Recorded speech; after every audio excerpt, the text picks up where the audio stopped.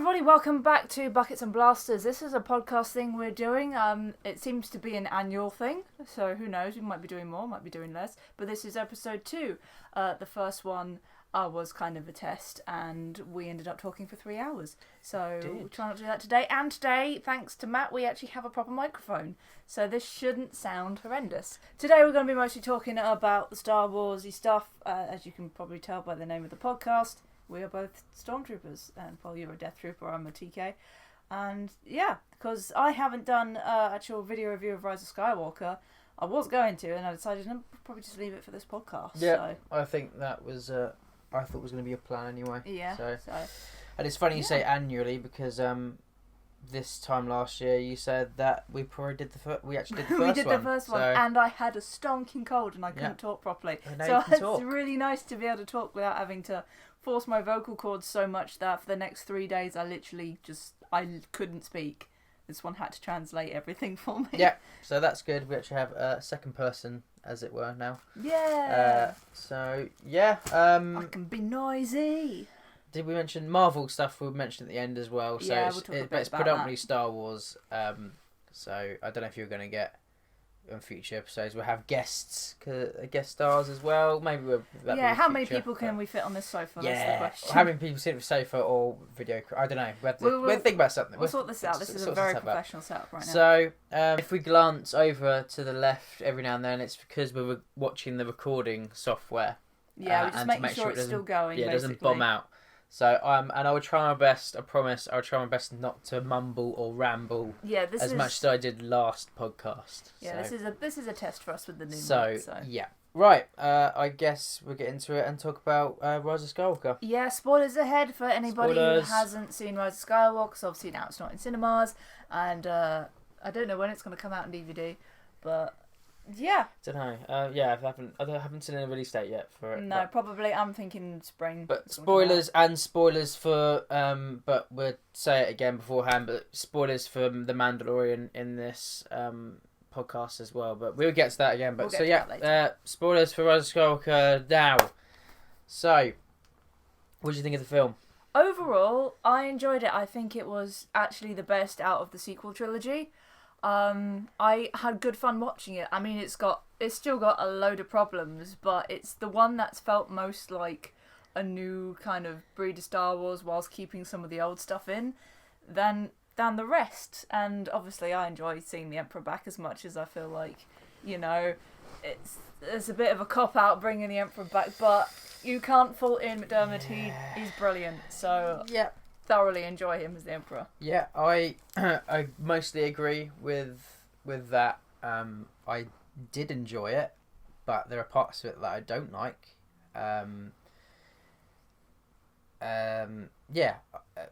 We'll go obviously into more of it, but my overall thoughts now are I enjoyed it, but it definitely has issues and some that I can't exactly blame JJ for, really. As in dealing with this third film and what he had to do. So, it's like a bit like Return of the Jedi for me. I like Return of the Jedi. Oh, I love Jedi. But that film has its problems as well. Most people say those problems are Ewoks, and I disagree. Well, I don't know why. My mind is completely just goes to that. Like, I love Return of the Jedi. I'd still continue to watch it. Like, if someone said... I was going to watch Rise of Skywalker. Yeah, I'd say yeah. 100%. I'd say yeah. Let's watch it again. Oh, yeah. But it has problems, which we will go into. I mean, I guess I'll start ahead. So the reason why I say that I'm in the middle. I like it and dislike it. You're on the fence. I'm on the fence because it's the last film. They had to make it exciting. They had to make it big, but. I 100% agree with people because I think it as well that the Emperor is damage control brought in by The Last Jedi. Mm-hmm. So, and there was no plot that's been weaved in throughout this trilogy. The Emperor's been there. No. It's literally been sudden bloody hell. Like, I saw a meme and it was smashed glass if Last Jedi fails, and it's a picture of Palpatine. And that's exactly what they've done. Yeah. So it's just... You can see with I don't know if I should talk about the trilogy. No, let's back off a bit. I won't talk about the trilogy as a whole. So with this film, I can see how they wanted to make it big, exciting. There's a big bad. It needs to be stopped. Palpatine is the obvious kind of person to bring in because it can't be. Kylo was never going to be that big bad for me. He was still kind of. I couldn't see him as the threat. So obviously bringing Palpy back was the best idea to do. Yeah. So we have issues with it, but the way they've done it still works. It's kind of it's a weird thing to like enjoy it, but go. I fundamentally see the flaws with this. But no, as I said, I enjoyed Palpatine coming back, but in terms of plot and how he was a sudden push in there, and everybody knows Vader's my favourite. I love him, so having Palpatine come back kind of ruins Vader's arc of he's the one to kill Palpatine and bring back balance to the Force. In the end, even though you do hear Hayden Christensen's Anakin Skywalker at the end of the film saying to Rey, bring balance to the Force as I did. Yeah. I mean, technically he did bring balance to, because as far as he knew and as far as everybody knew, the Emperor was dead. But, the Emperor's a slimy git. Yeah, Legends, there's loads of ways he comes back. Legends. Clones is one of them, which they kind of introduced sort of with the little shot of, all the different Snokes. Yeah. Hi guys, so it's Ace from the future here. At time of recording, it wasn't actually revealed that Sidious was in fact a clone. This was revealed due to the novelization of Rise of Skywalker being released at a Comic-Con, I believe it was, or an event of some kind. It got an early release there, and people that read it posted online that it was confirmed that Sidious was in fact a clone. Now, I'm just going to quickly summarise our feelings on this before we get back to the main podcast. We do not like Sidious being a clone. Now, we do explain that this was done in the books in this podcast, but the main reason we don't like this is because it was not touched upon in the film at all, apart from mentioning that Snoke was a clone. I say mentioning, you see him in tubes. Multiple test tube Snoke babies. So we would be okay with it if it was actually mentioned in the film and not yet another detail that has been relegated to other media and not in the main film. Because, it's been done before, this storyline, so we're not hugely opposed to it, even though we think it would be a bit better if it was just Palpatine through sheer stubbornness and strength from the Force was able just to come back and not come back as a clone, but come back as his own self, which is why he needs a new body. Maybe he has tried cloning before, but he can't get his own body to be cloned right, and that's Snoke is kind of like the mistakes. But yeah, another detail that's been relegated to the side in a book, which is really stupid. It would have been fine if they mentioned it in the film, but they didn't, so there's just, the more stuff that comes out about Rise of Skywalker makes us try not to like Rise of Skywalker, which is a shame, because it is an enjoyable film. Okay, back to the main show.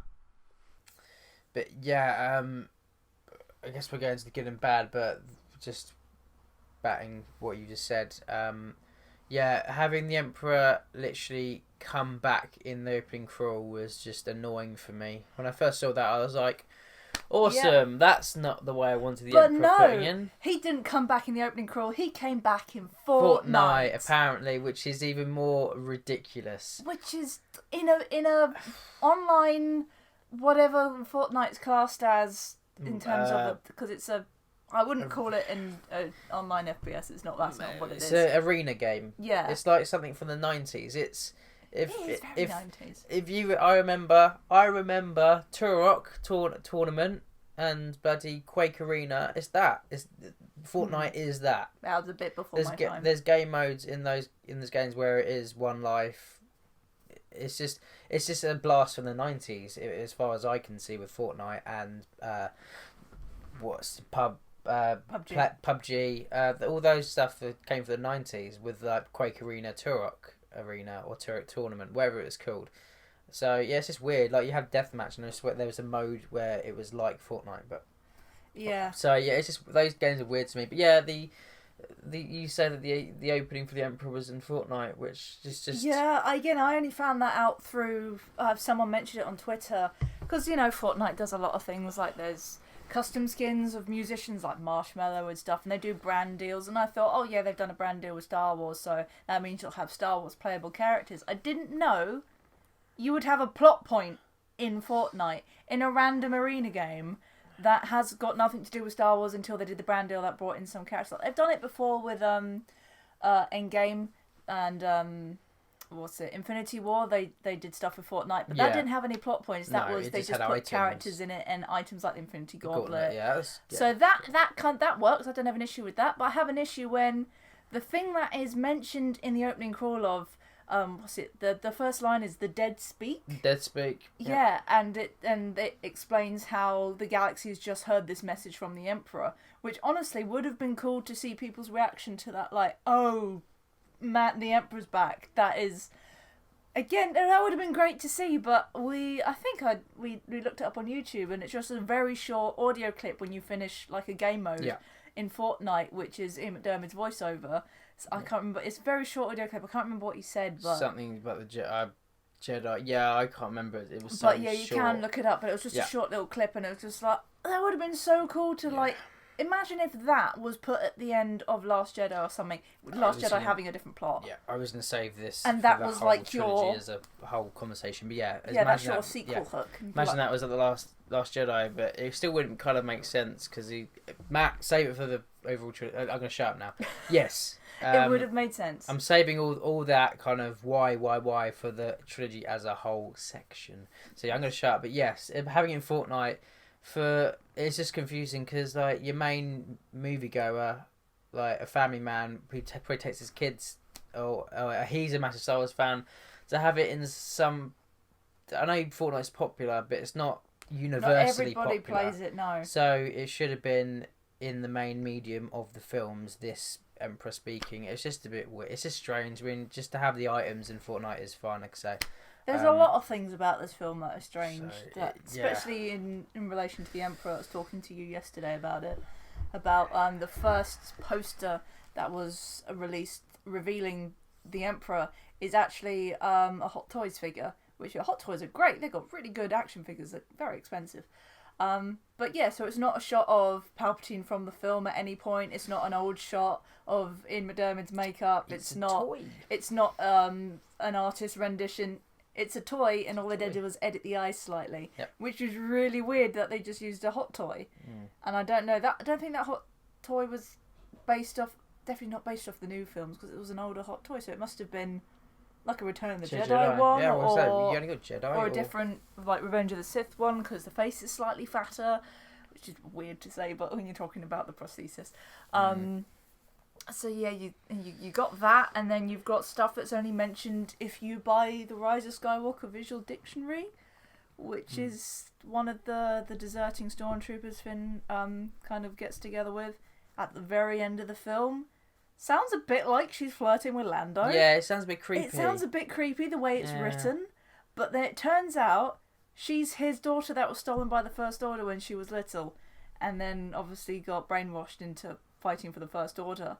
None of that's explained in the film. Again, I found that out on Twitter. I think these scenes have been cut. There's been major cuts. I mean, I've heard people saying the latest thing I've heard of films come out is JJ Abrams has apparently got a cut of this film. Has got a cut of this film. Disney stripped it. So I've heard people asking for the JJ cut, like basically what's happened with Justice League, the Zack Snyder cut. So that's what I've heard. You can't fix Justice League. And I haven't watched it.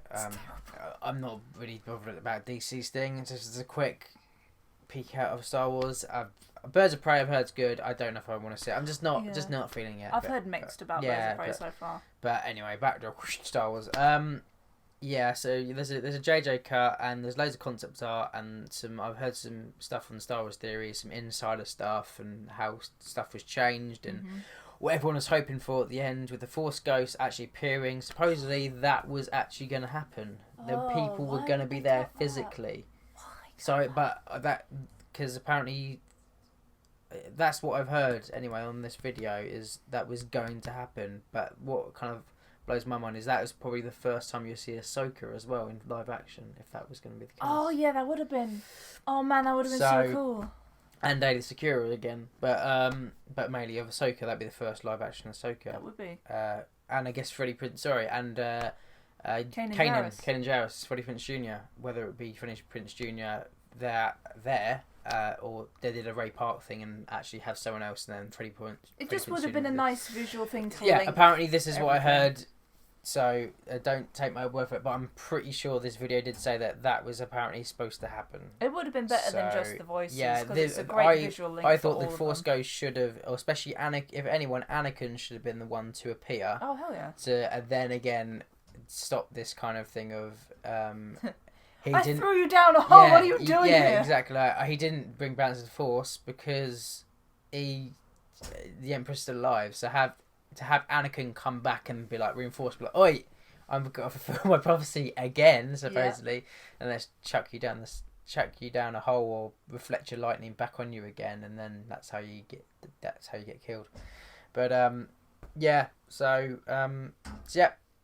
Long-winded there. There's a JJ cut, which maybe we might see the light of day. I don't think Disney will let that be released. I really don't know, but we can hope, I guess. I'll be curious to see what other kind of scenes, like the Lando scene, it does reveal that it's a daughter, and I think that's the reason why he's on that planet, because that was the last place, or he's trying to search for her. Apparently, that's what I heard as well. Okay, that would have been great. Just give Lando a little bit more something to do. So that's why he doesn't want to come back and join the resistance, because he's looking for his daughter. So I have here some plotty points, my own plot points, or good and bad. Mm-hmm. I guess I quickly go through the good and bad, or should I just start from the top? Let's start from the beginning. Okay, so through my order of my list. So plot hole with the Emperor's plan. Why didn't he just transfer his soul over to his son? Because I'm going to ask this particular question because it's so beeline. It's so beeline. It says it's so million miles per hour.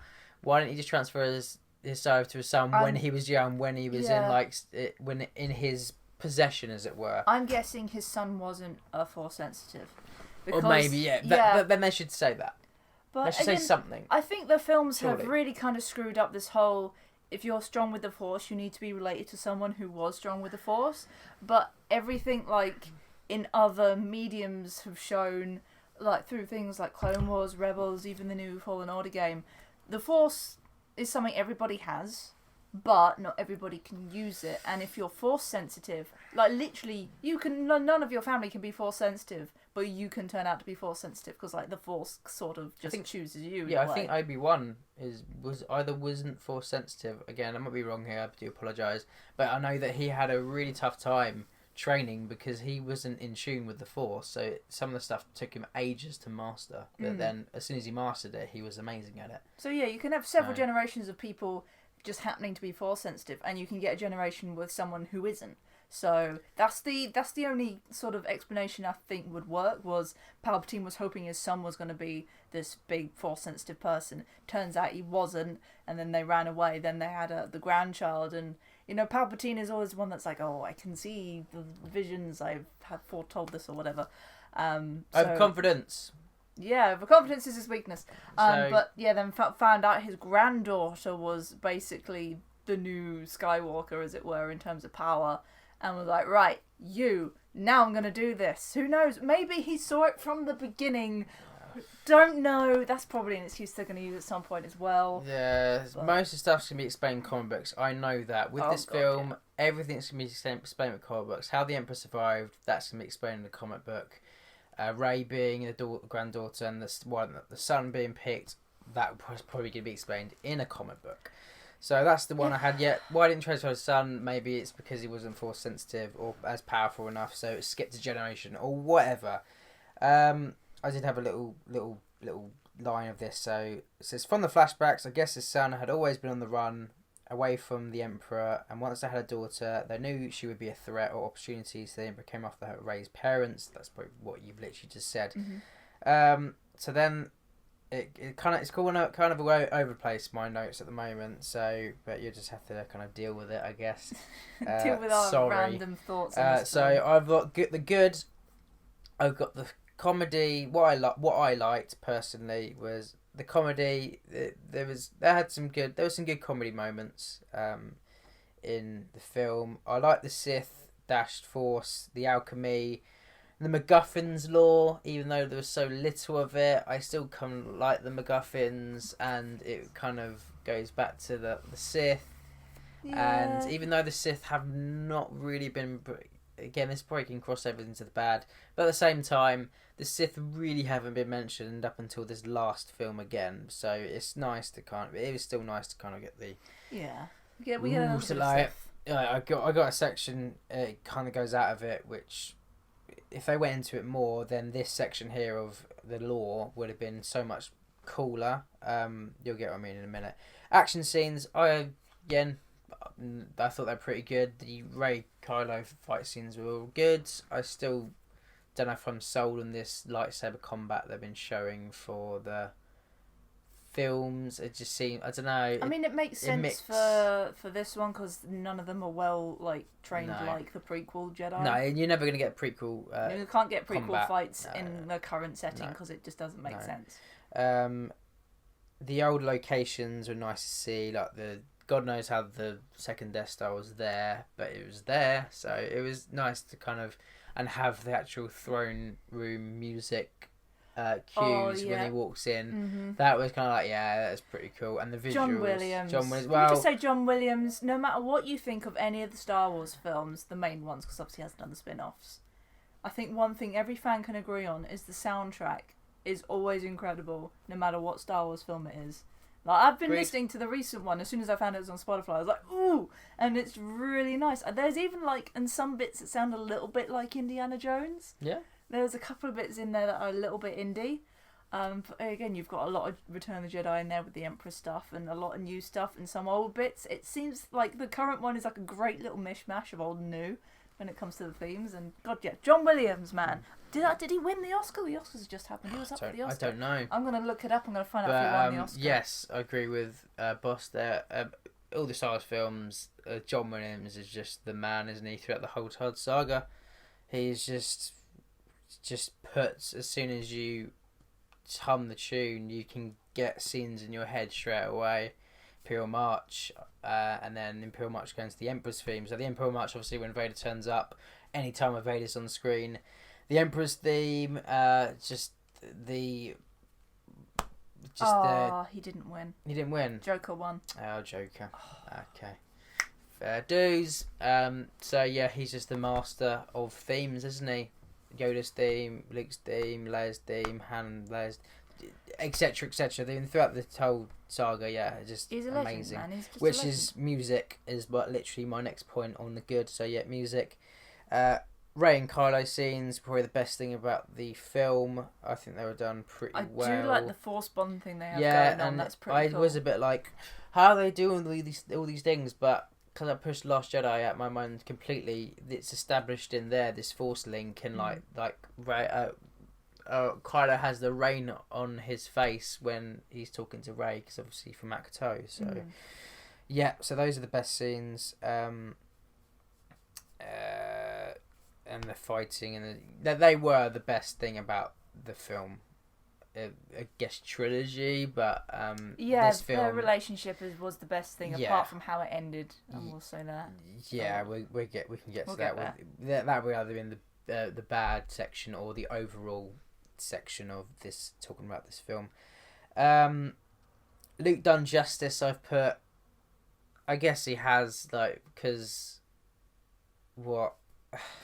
For this one anyway, to kind of have him come back and not be you know what, because I wrote these notes, but it doesn't work. I wrote these notes, and maybe some of my opinions have changed. But Luke done justice. I don't know. Yes, because he comes back and he's more of he obviously mentors Rey and it's how it should have been, really. Yeah. Even if he could still change him from not being there's a lot. I want to be the hero to being a bit judgmental, but still seeing what has to be done. Yeah, there's still a lot. There's a big old rant or section that I've got about Luke and all the original heroes when we talk about the overall trilogy. So I'll leave that and come back to that. But yeah, it was nice to see Luke and him do the Mentor thing, and it kind of makes me feel bad. I hope he's not just stuck on that island and the Force Ghost can go everywhere, because it makes me sad that his Force Ghost is stuck on that actor. He's just stuck on Acto. I don't think he will be stuck because there. He wouldn't be. No, I guess he wouldn't be. Yeah, because like Obi-Wan's Force Ghost can go everywhere, so it makes sense Luke's can. Because Obi-Wan's Force Ghost goes to Hoth and Dagobah and Endor. So it makes sense. He's not just stuck on the Death Star, which is now blown up. Oh yeah, of course, sorry. He'd be in like just a Force Ghost in space, just like... Yeah, buddy, what am I talking about? Like, you see Luke at the end on Tatooine, don't you, with Leia? Yeah, so. Yeah, Luke's on Tatooine. Leia. Yeah. That hurt me. I got thoughts on that as well. Because you'll probably, again, like I said yesterday, that'll probably surprise you. Rey being a Palpatine, the logical option, really. Yeah. Emperor having... So, Rey being a Palpatine, who else is it to be? She should have still been her own thing, I think. But that. Yeah. I mean, like, You don't have to be related to a powerful Sith and or Jedi to also be a powerful Sith and or Jedi or just Force user, because that's not... Just going to quote Han Solo here. That's not how the Force works. Yeah. I was going to chip in earlier. Yeah, I mean, my matey said to me when... before Last Jedi was coming out, was because I was thinking, who's Rey's parents could be? Who could they be? Maybe it's Obi-Wan, maybe it's Luke. My mates went, mate, Yoda was like one of the most powerful Jedis, and he wasn't related to a Skywalker. And I was like, that's a good point. So yes, you don't have to be related to a Skywalker or anyone to be powerful. It's just you can just, like I say, Yoda, like Qui-Gon was really powerful. Anyone. Qui-Gon was pretty good, apart from when he got stabbed. Yeah, but Mace Windu, like, because she could have just been her own thing, and like they should have just kept with what Kylo said in Last Jedi. Your parents were no one, and then you're just really powerful with the Force because that's how the Force that's works. The will of the Force. Exactly. So yeah. Emperor having contingency plans makes sense, needing a body to carry on. So yeah, like I say, in Legends he has loads, and Dominic, oh god, I forgot his last name, but old Merry from Lord of the Rings, his character chips in with a line of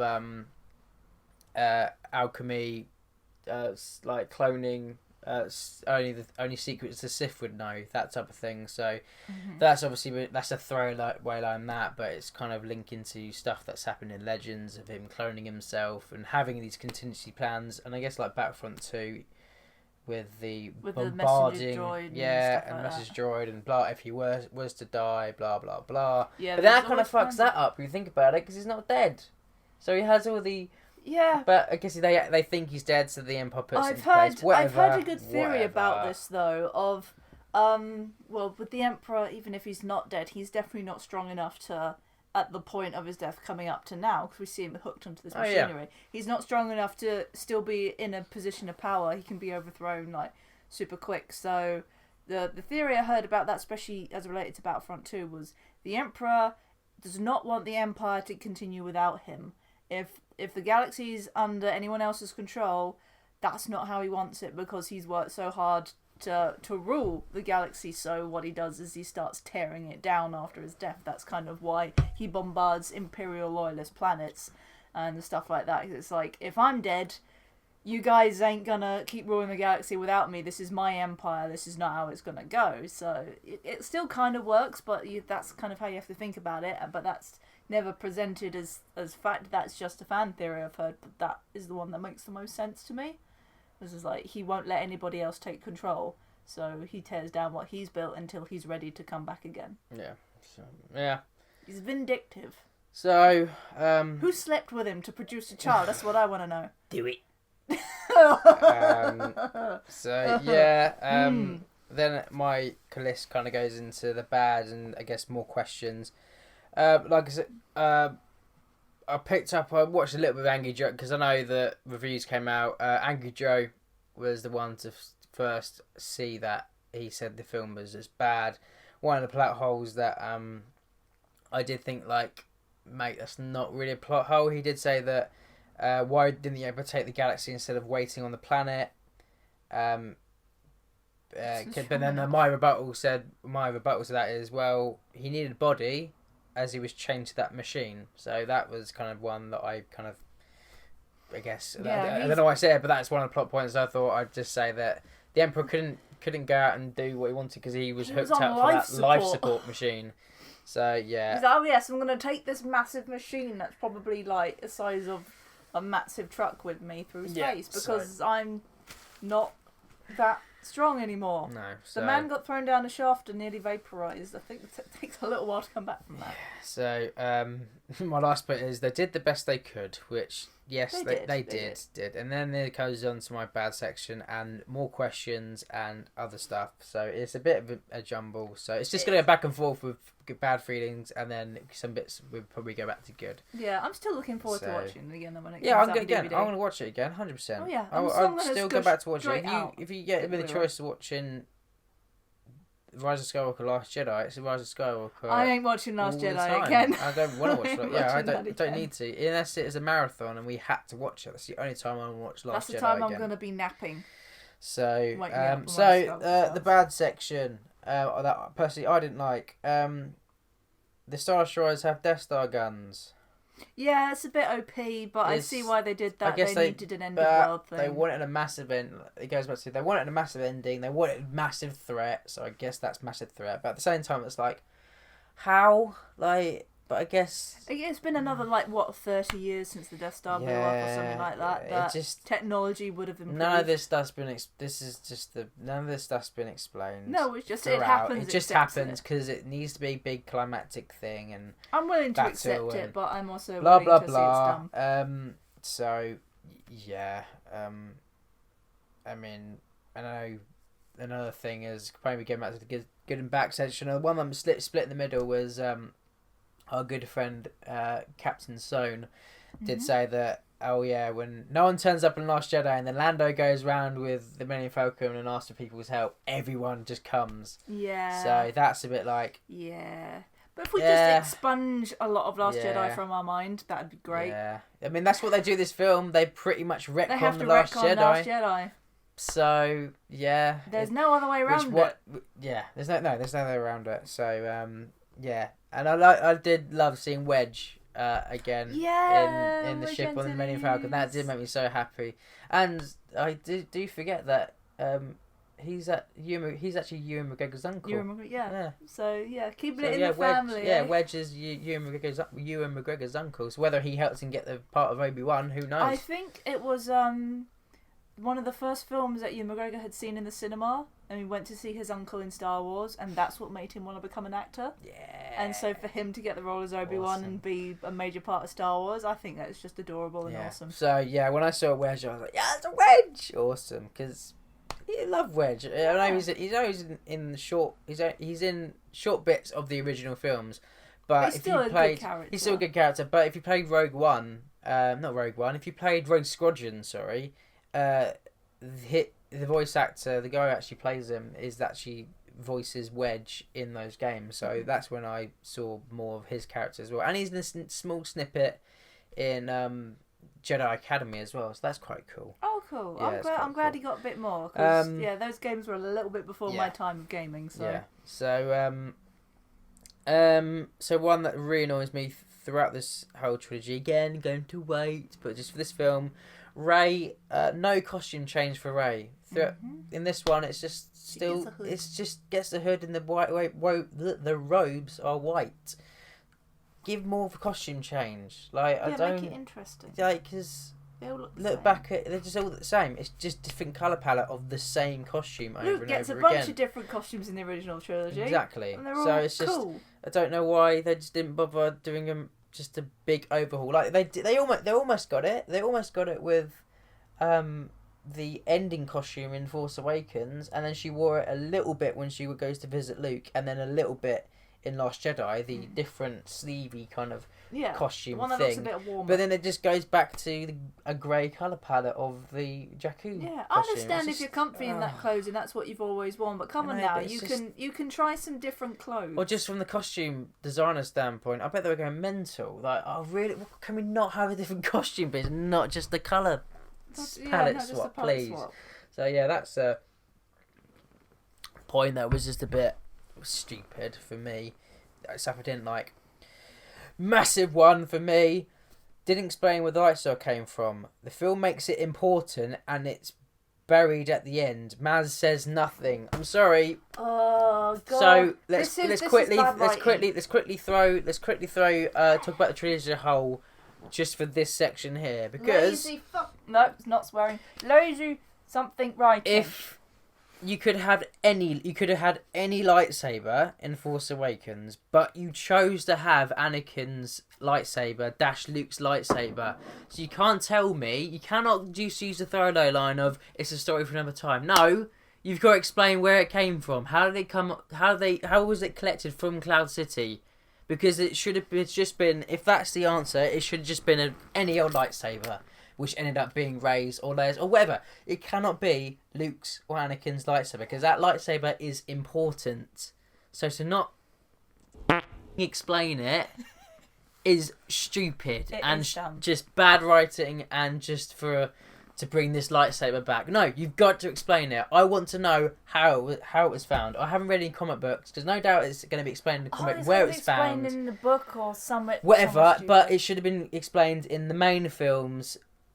Where did they get the lightsaber? I want to know, because it's important. You cannot say it's not important. There are going to be people that are arguing, oh, you guys think it's important just because it's just a one that you recognise. It's the hilt that's been carried. Well, it's the hilt that's been carried through the trilogy. First we've seen it with Luke, and then obviously we got the prequels, and it was Anakin's, and now it's in Rey's hands. But the plot made it important as well, because it was calling to Rey, and that was the most interesting bit in Force Awakens, where she opens the casket, sees the lightsaber, and touches it, and has all these visions of stuff that should have been in the film, and not the plot that was originally in Force Awakens.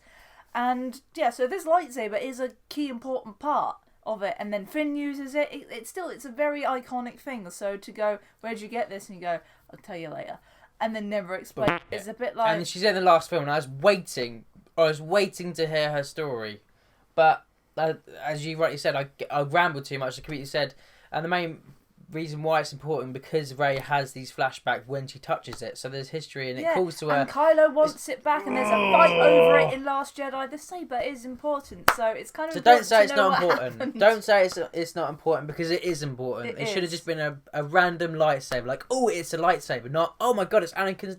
How did that get there? But no, don't explain it. Just wow, that's really made you mad. It's just stupid. You know it's been annoying me ever since Force Awakens. Well, Force Awakens just annoys me. Because it's important. There's no getting around it. That lightsaber is important to the whole film saga, I would say. Yeah. Because it's one of the most recognisable. Iconic. It's iconic. Not Ubisoft iconic. Proper iconic. Yeah. So moving on. But the rest of it can be saved for the trilogy. But that's my one ramble of the trilogy as a whole. Just the stupid lightsaber. Have you got 3PO on that list? This film actually made me like 3PO. I have not got 3PO on this list. No, this film gave a good spotlight to 3PO. He's back at getting bullied like he is in the original trilogy and in Empire Strikes Back predominantly. Hurry up, Goldenrod! You're going to be a permanent resident. Yeah. Wait. Or what does Poe say? Pop.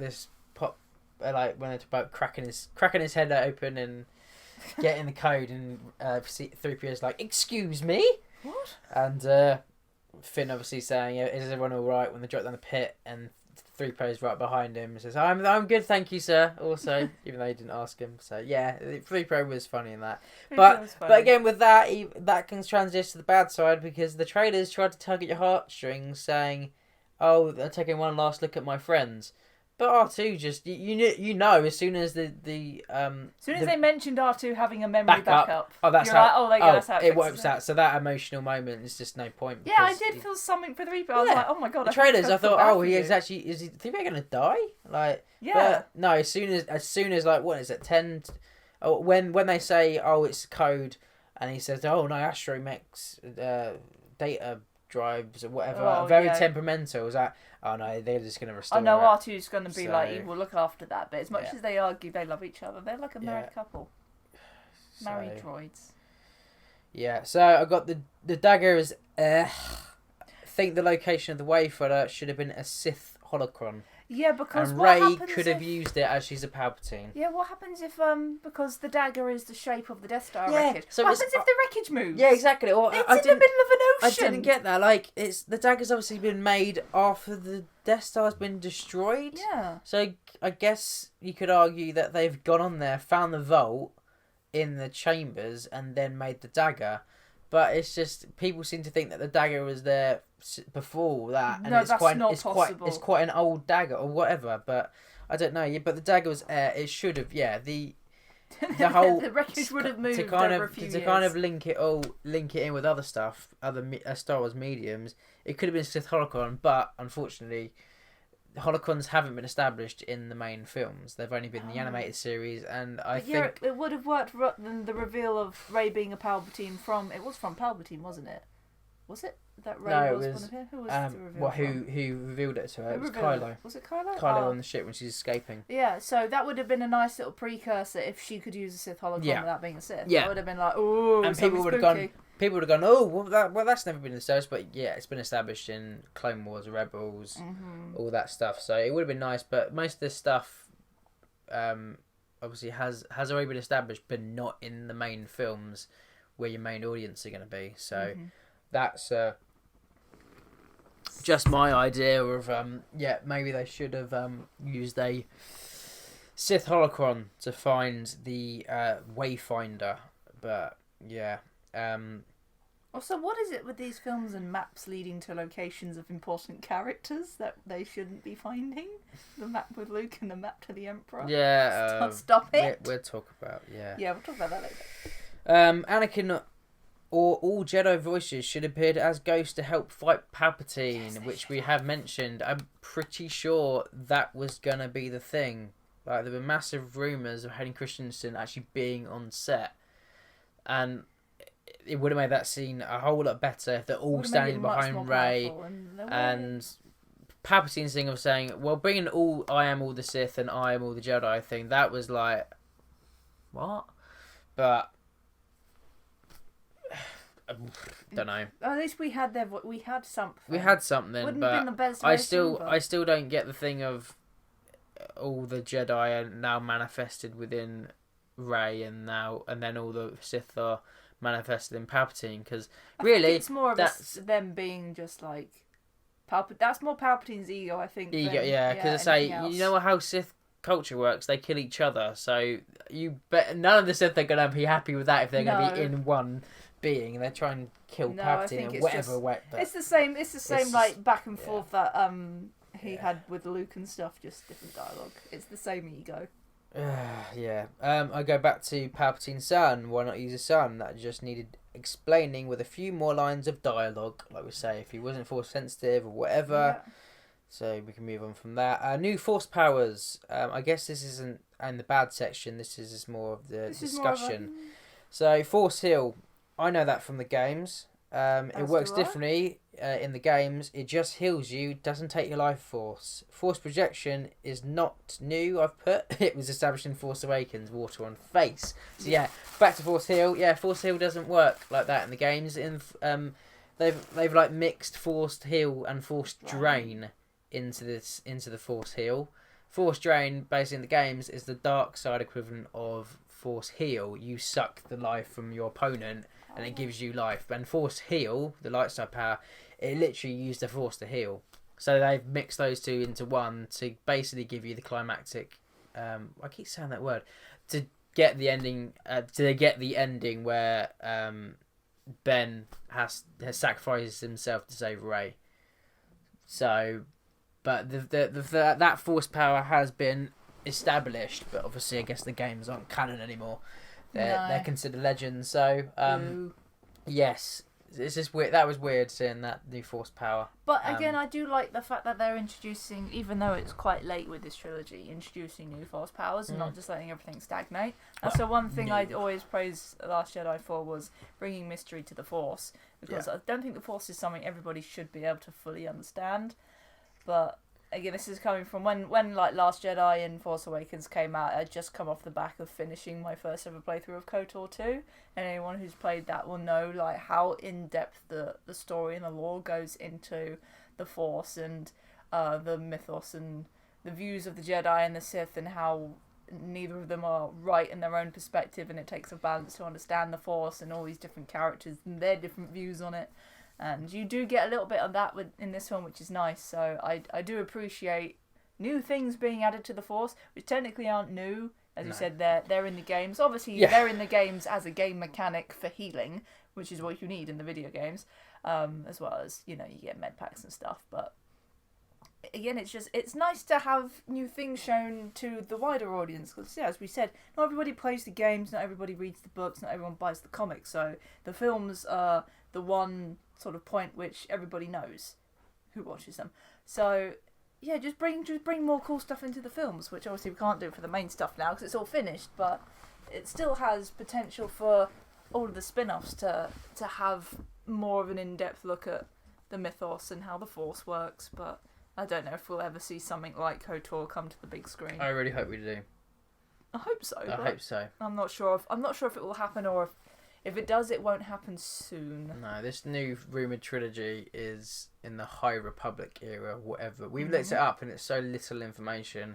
It doesn't sound exciting to set a Star Wars film because there's loads of Jedi and the Rule of Two is in place and the Sith are considered extinct from the Jedi. So really you want the Old Republic era where there's like thousands of Jedi, thousands of Sith. That'd be really cool. Let's look at the cinematics of Let's look at the cinematics of the Old Republic.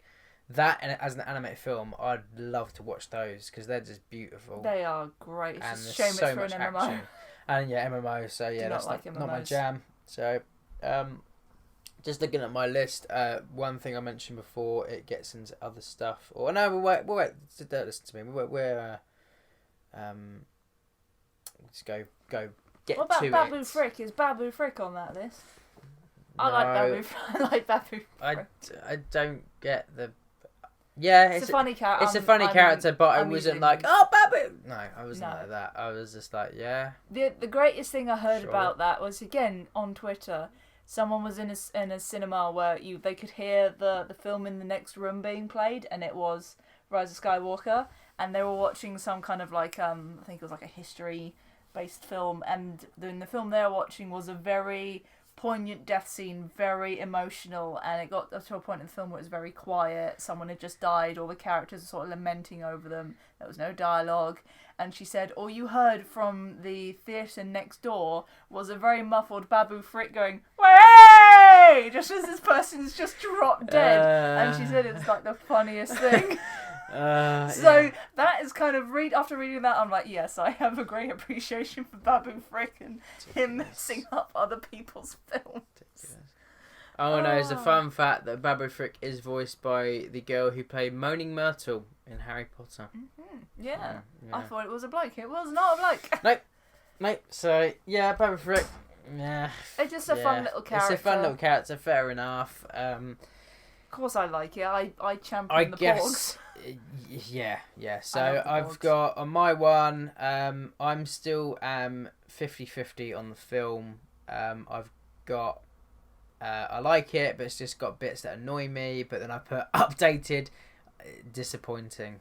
But I guess you can still be disappointed with something, but still like it. Yeah. But it just couldn't do it. I honestly wish the film was about 4 hours long, so it could fill in as much as it could to make it, try and have it fleshed out and how explain this and explain this and explain this. But the average moviegoer, you can't get them unless they release this cut. The average moviegoer, obviously the company doesn't want it to overrun and then get bored and go, oh, it's just a long film. Oh, bloody long film. When most of us fans would love to sit through a 4-hour Star Wars film. But you definitely need an intermission for a pee break. Yeah, so Lord of the Rings is a perfect example. Return of the King is like 6 hours long, or maybe more. No, I'm not a fan of Lord of the Rings, so for me that's just She's a freak. So. Everyone knows that. Yeah, Duh. Yeah. So. Just don't like it. Fair enough. I tried. Whatever. So yeah, I am still 50-50 about the film. But if you told me let's watch it, I go yep. So I don't hate it, don't dislike it majorly, that I don't want to see it. I happily watch it again, but I still point out stuff that I don't like. I kind of wish this was the starting point, and then we worked our way from this. Yeah, well, imagine if this. Imagine if this was the middle film, and then we get another film afterwards. Then I'd be like, okay, much better. Awesome. Like if the film that we got, going from Force Awakens to this, and then another one was the rough draft of what would have been like the end point of it. So I would be interested to see what JJ's original vision was, because I think he does understand. As much as I blame him, he is the reason for this. This trilogy not being good. A lot of people put that blame on Rian Johnson, but I think Force Awakens was so mundane and so safe. It's the only word I can think of. Safe, and it was dull and didn't really get on with the characters until the last couple of films. I just didn't think it had much going for it. The only emotional thing they tried to draw from you was killing off one of the original main characters. And yeah, so this sequel trilogy didn't have a strong start. The middle bit fell over entirely, and really, this is the only good film out of all of them. And I wish that they had this bit properly in mind and scripted the rest of it around it. Like, say, right, yes, the Emperor's going to be our big bad. We're going to drop hints throughout the whole thing. We're going to change bits up. So, yeah, I kind of wish they worked backwards from this point. It's just it would have been a lot better, but we can't change what's done. No, but we can sit on the internet and moan about it, which I take great pride in. Yeah. So we're almost at the bit of we can discuss trilogy as a whole. I've still got a few more points, and one point that I haven't actually written down, but I know it's to do with the Leia thing. I guess I might as well say that. So the Leia thing, I completely understand. I understand what they had to do, but I personally don't. I've gone back and forth so many times in my head with this, but my heart says that I don't like the decision they did.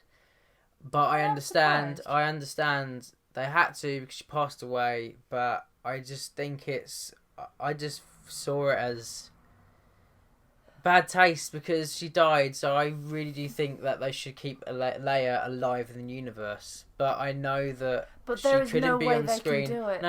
I know this, but in my heart, it's like you could have her in the background. You know, we understand what's happened. Us fans will understand what has happened. So if Leia's on a radio for the entire whatever now, even though they're not going to do the Skywalker films anymore, even if she's on a radio or whatever, I'd much prefer that, because seeing her die, it just pissed me off. It made me cry. It made you cry. A lot. I was angry, sad, because I was like, I can't say I don't like it. I think it would have been better. Again, we had the fake out of Leia dying in the last film. I think if Leia had a stronger role in the last film, having her die in this is better. Because also you think Luke's gone and Han's gone now as well. So again, to try and force her to keep going, I think, again with her passing away, there was no other way they did it. And I think they did it in a tasteful manner. Her death in the film is what convinced Kylo to come back to the light and fight the Emperor. So she is the turning point of how to beat the Emperor. So she's kind of, in a way, she beat the Emperor because she forced the characters on that path. And again, I've really got to give credit to ILM and the visual effects guys for what they did, for being able to put her back in, because they've just released a little video showing how they did it. Yeah. I mean, I thought it was like a head replacement in the film, because there's a couple of bits that are a bit janky, like the movement doesn't match up. But... I mean, you can tell dialogue is stuff she's already said, and the actors is just having to play around what she's said in that's previous what they said. They cuts. literally took everything they had shot for her for Last Jedi, Force Awakens, went through every line of dialogue that she said that wasn't already used, and then they had to script around that.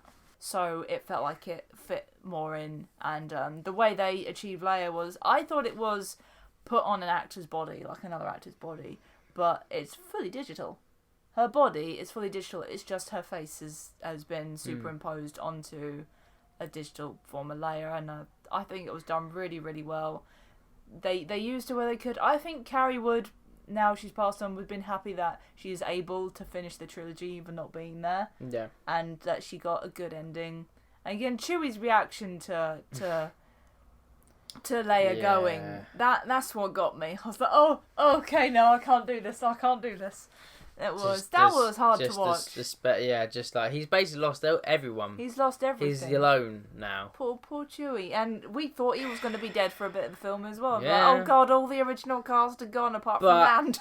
But I'm sorry, I did not believe for a second they blew up Chewie in that transport. Because I saw the second transport, I was like, bullshit. No.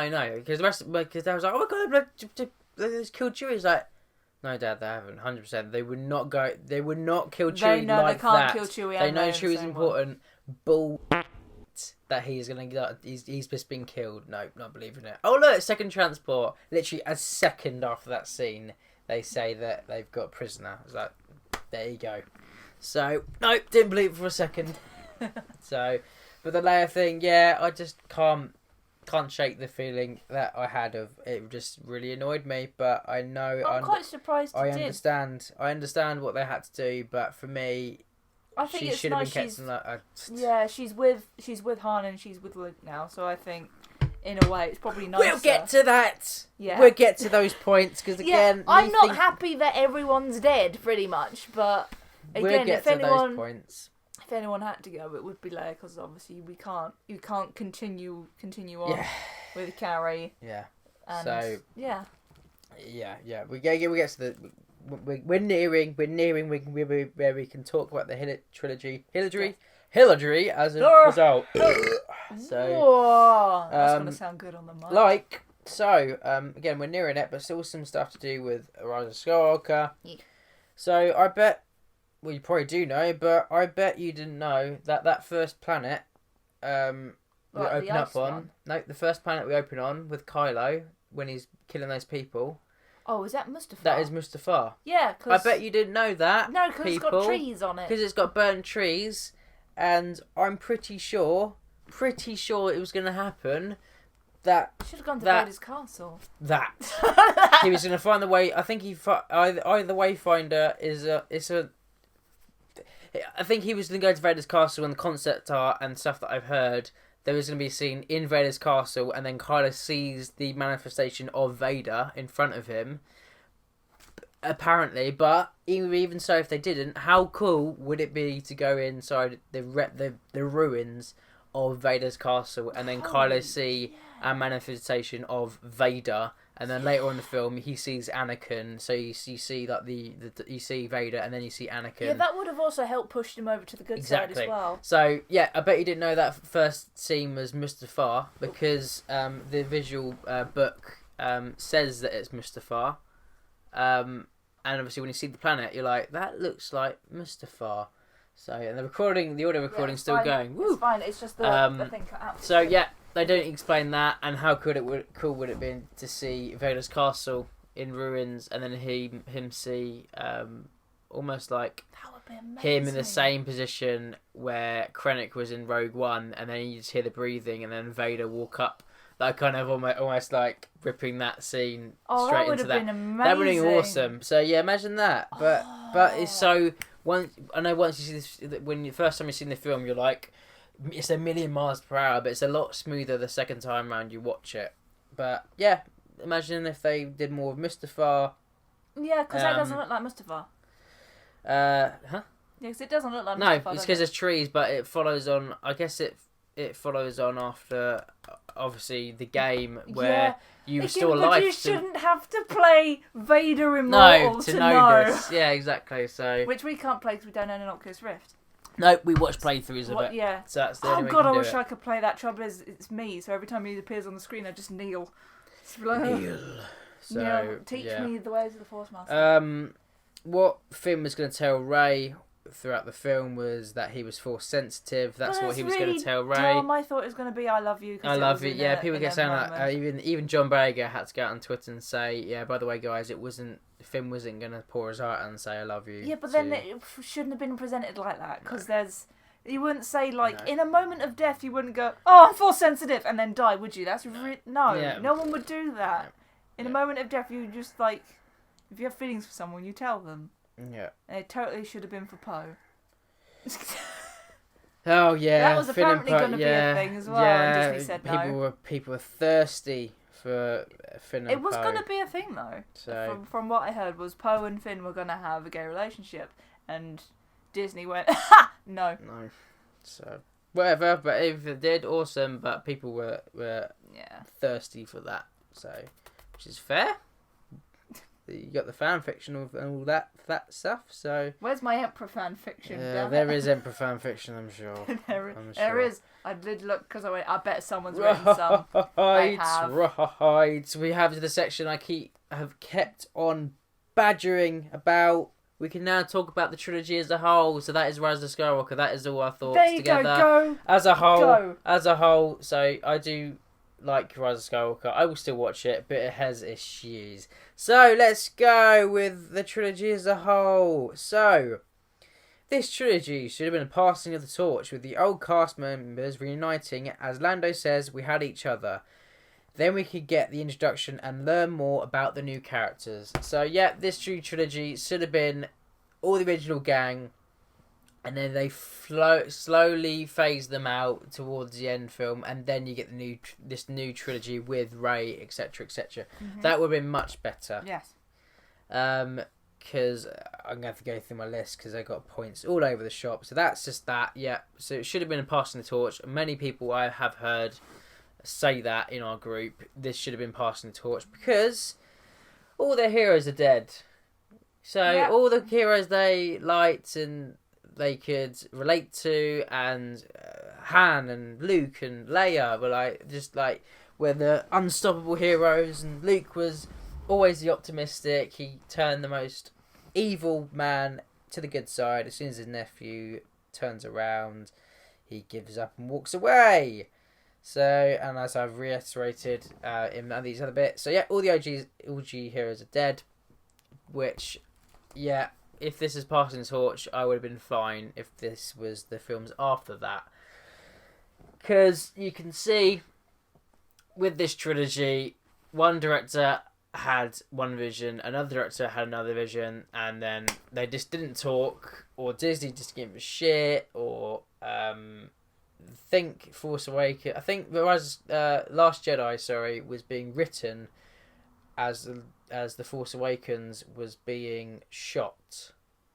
Which makes sense on a production scale because they only have 2 years to write, film, edit, and do all the visual effects on a new blockbuster, which is a very short amount of time. But clearly, either they didn't talk to each other. JJ did talk to Rian Johnson or the writers. I forget if Rian Johnson has credits on the writing section. I'm not going to look it up because I don't even want to type in The Last Jedi into my Google search. Just burn your phone instead. But clearly, either they didn't listen to him and they went, no, screw you, we're going to do our own thing, go away, or they didn't get the memo at all, and that's why The Last Jedi is what it is and why it's completely retconned in The Rise of Skywalker. Because even they knew, JJ basically went, oh shit, what am I going to do to get bums and seats, to get people to come out to watch this?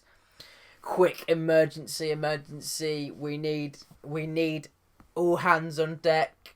Let's bring back the Palpy. Let's do damage control and bring back Palpatine. Do it. But then you can just, all the voices in my head, just because they will never go away. Well, how can you put Palpatine back? How? He hasn't been established through the whole trilogy. Shh. Yeah. He should have just... They didn't listen to that, or they just had to do what they had to do to just get bums and seats, damage control. It really was. This film was just trying to fix everything and trying to please everybody at the same time. It's an enjoyable film, but it's got problems, and I know the problems stem from the last two films that just didn't get it right. So to stop repeating myself, I'm going to just say it one more time, and that's it. There's just no communication with this trilogy. It was just all over the shop, and then there was no core weaved start. This is where we're going to start. This is what it's going to be in the end film, or this is how it's going to start, and this is how it's going to end. Weave a story to go to get there. Yeah. But there was none of that. Because guaranteed, if that was the plan from the start, you probably would have seen Palpatine teased at least at the end of anything in The Force Awakens, but at least teased majorly at the end of Last Jedi. Yeah, definitely. And then his introduction would have been fine. But so if they had that, then it would have been no worries. But it was just all over the shop. The whole trilogy was all over the shop. It was just not. I love to know the ins and outs of how this whole process works. It'd be great to be a fly on the wall like the writers' room and stuff, just to see what was going on in their heads. What were they thinking? And this is a question we got yesterday when we did a live stream: was what do you think of Kathleen Kennedy? Because I think people do think that she might have had some meddlings in it. We don't know her. I don't know. I haven't read any articles pointing the finger at Kathleen Kennedy. Remember, it's not just one person that makes all the decisions. It's a creative team. Yeah. And so, yeah, I got to blame the writers more than anything, because at the end of the day, they're the ones that create the plot for these stories. Yeah. So. Yeah. But any more thoughts on you before we get to more stuff to do with the overall trilogy stuff? Or I guess not, because stuff that anything else I want to talk about is going to be more in the Wasted War section. Okay, so I've still got villain should have been Plagueis, only option. Couldn't be Darth Bane, for example, as that hasn't been spoke about in the films. No other villain has been mentioned in the main source material.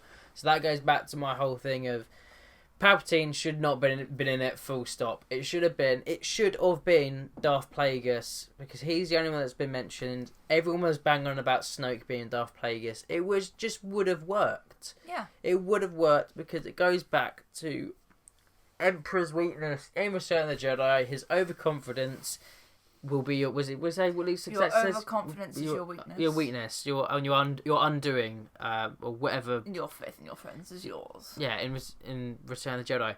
So the Emperor's is so overconfident. So of course he would have thought he would have killed Plagueis, and of course how the Sith Ruler 2 works, and how that the Darth Bane's bloody Ruler 2 thing is the apprentice is gonna kill you at some point. You're the master, you're gonna get killed by your apprentice. Is how it works.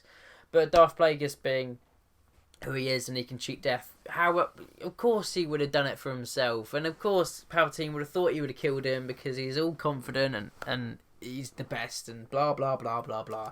So blah, blah, blah, blah. Having him be revealed as Plagueis would have been like. Because I know JJ was like, early on, I think it's before Rise of Skywalker, that I think somewhere along the lines he did say that it was going to link back, or whether it was just this film, it was going to link back to the prequels as well, and everything was going to be connected. But I swear I heard that before when going through this trilogy, and really making Snoke Plagueis would have made it weave in, because he is the only one who has been mentioned. Like I say, it could have been Darth Bane or Darth Sion or any other Sith that's in the other kind of established lore or whatever, because it's not just someone that's like similar to them. You could make a brand new character with all these basis of the other Sith. Even someone like Darth Nihilus, who's like a wound in the Force, and kind of because maybe the death of the Emperor and the death of Vader at the same time could have created a strange wound in the Force, and you've got someone similar to Nihilus come along. Nihilus is a great Sith, and also a costume I wouldn't mind doing someday. Yeah, it's simple, it's cozy, and it's evil. But of course, and Plagueis would obviously then see an opportunity to come back as well when the Emperor fell. So it's just even more incentive. I know it's a one-off line that's mentioned in Revenge of the Sith, but it would have worked, and I think most people would have been happy with it. Definitely. And then you can sprinkle in his backstory more in the middle film or the last film that's just been. But mainly, I would have thought they would have done it in the middle of the film if it was going to be revealed that he was going to be Darth Plagueis. Yeah. For me, it just makes sense, because it's the only thing you can do, because nothing has been said in the main source, which is the films. That's why you couldn't bring holocrons into it, because this hasn't been mentioned in the films. So it's just I turn my nose up at at first when people mentioned how good the Clone Wars was and how good mainly the Clone Wars, how good Clone Wars was, I turned my nose up because it wasn't the main thing. It wasn't the films. I was like, no, it's not the films. I don't want to watch it. And then I was a fool because then I watched it and I was like, oh my god, how amazing is this? It fixes a lot of the problems in the prequels. And it makes you care about, and it gives you more of, I know it's cartoony, but it gives you more just relationship to Obi-Wan and Anakin's downfall being a bit more kind of potent when it happens, and Revenge of the Sith. When Obi-Wan obviously says you're my brother, Anakin, and like it has a lot more. So a lot more emotional weight if you've watched Clone Wars. So it would just would have made sense if he was Plagueis.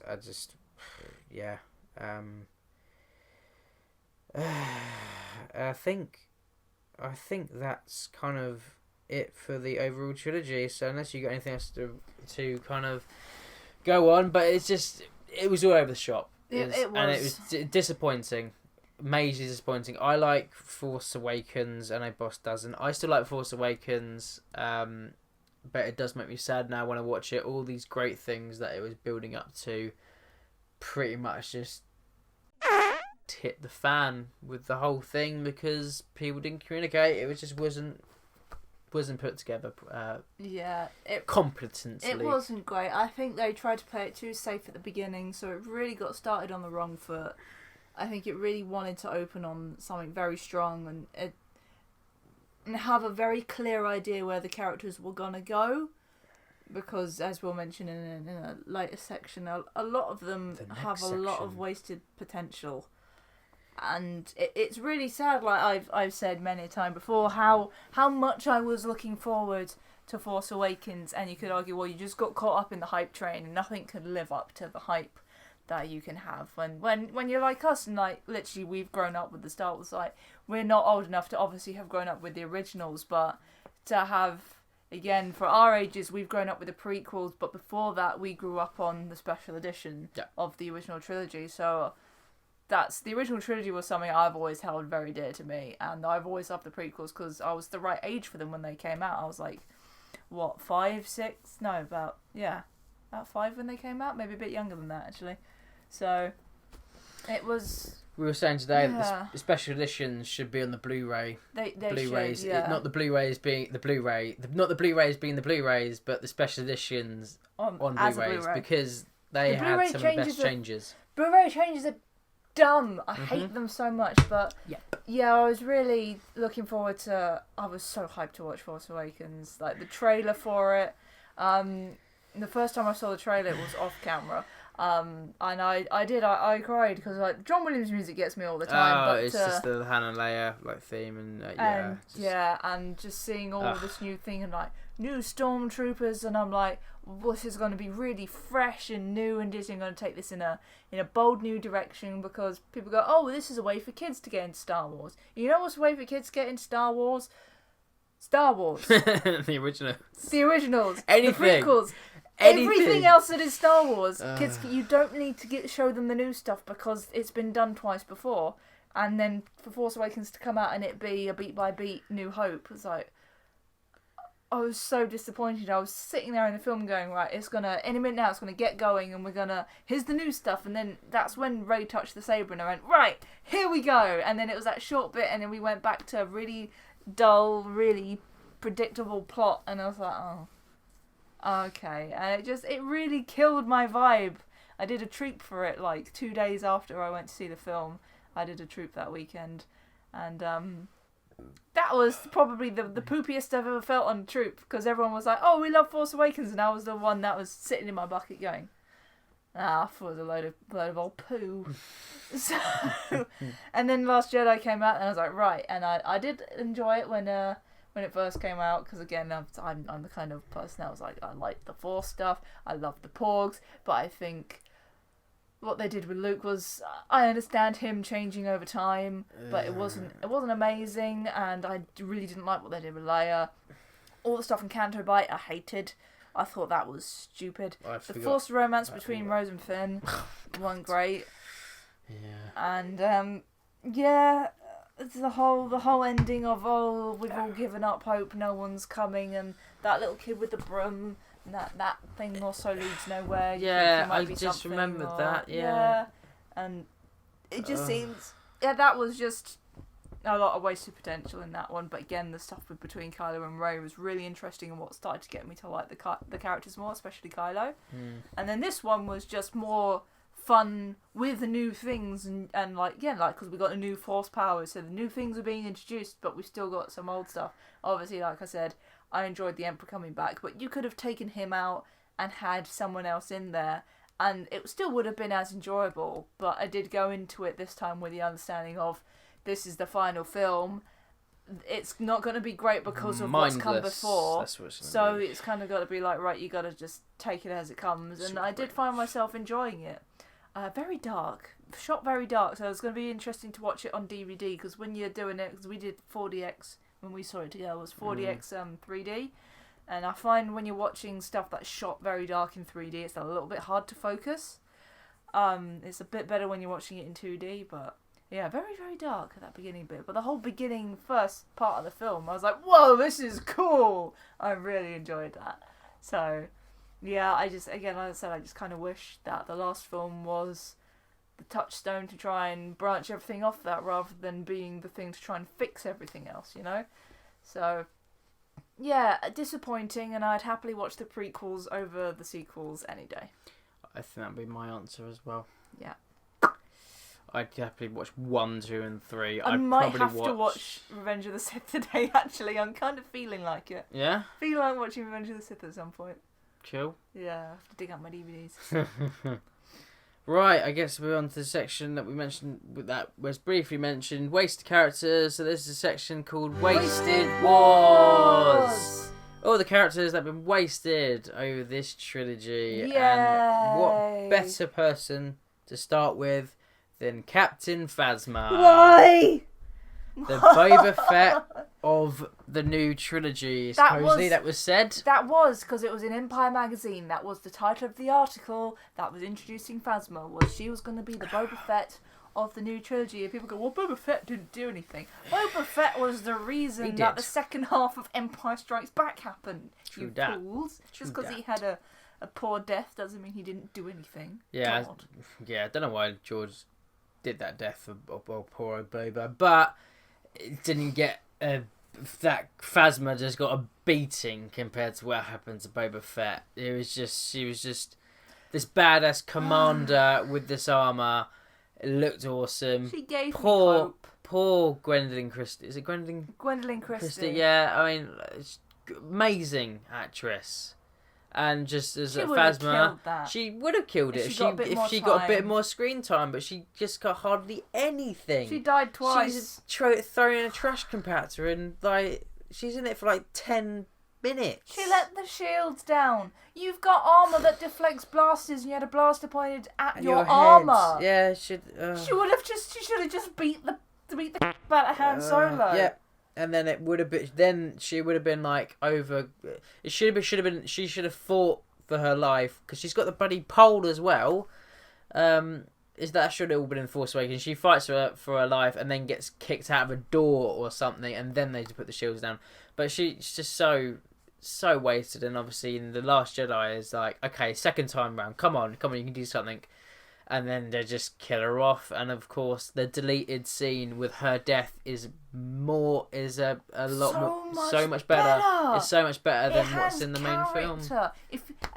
This sucks, because if you want more of Phasma's character, stuff that is slightly mentioned in the deleted scene, you have to go read her comic books. You have to go read the Phasma books, and it's no. As far as I know, she was a very last minute addition to Force Awakens, which is why she's so underused. But again, if that's the case, just don't put her in. Because I was super hyped. We've got this Stormtrooper commander in this epic suit that's also a girl, because the amount of times people say to me, you're a girl, you can't be a Stormtrooper, those who can tell I am a girl. It's no, girls can't be Star Wars fans and girls can't be Stormtroopers. Yes, we can. And so to have that was a big deal for me, personally. And I'm sure it's a big deal for lots of other girls who don't want to be the princess, that wants to be the Stormtrooper, wants to be the bad guy.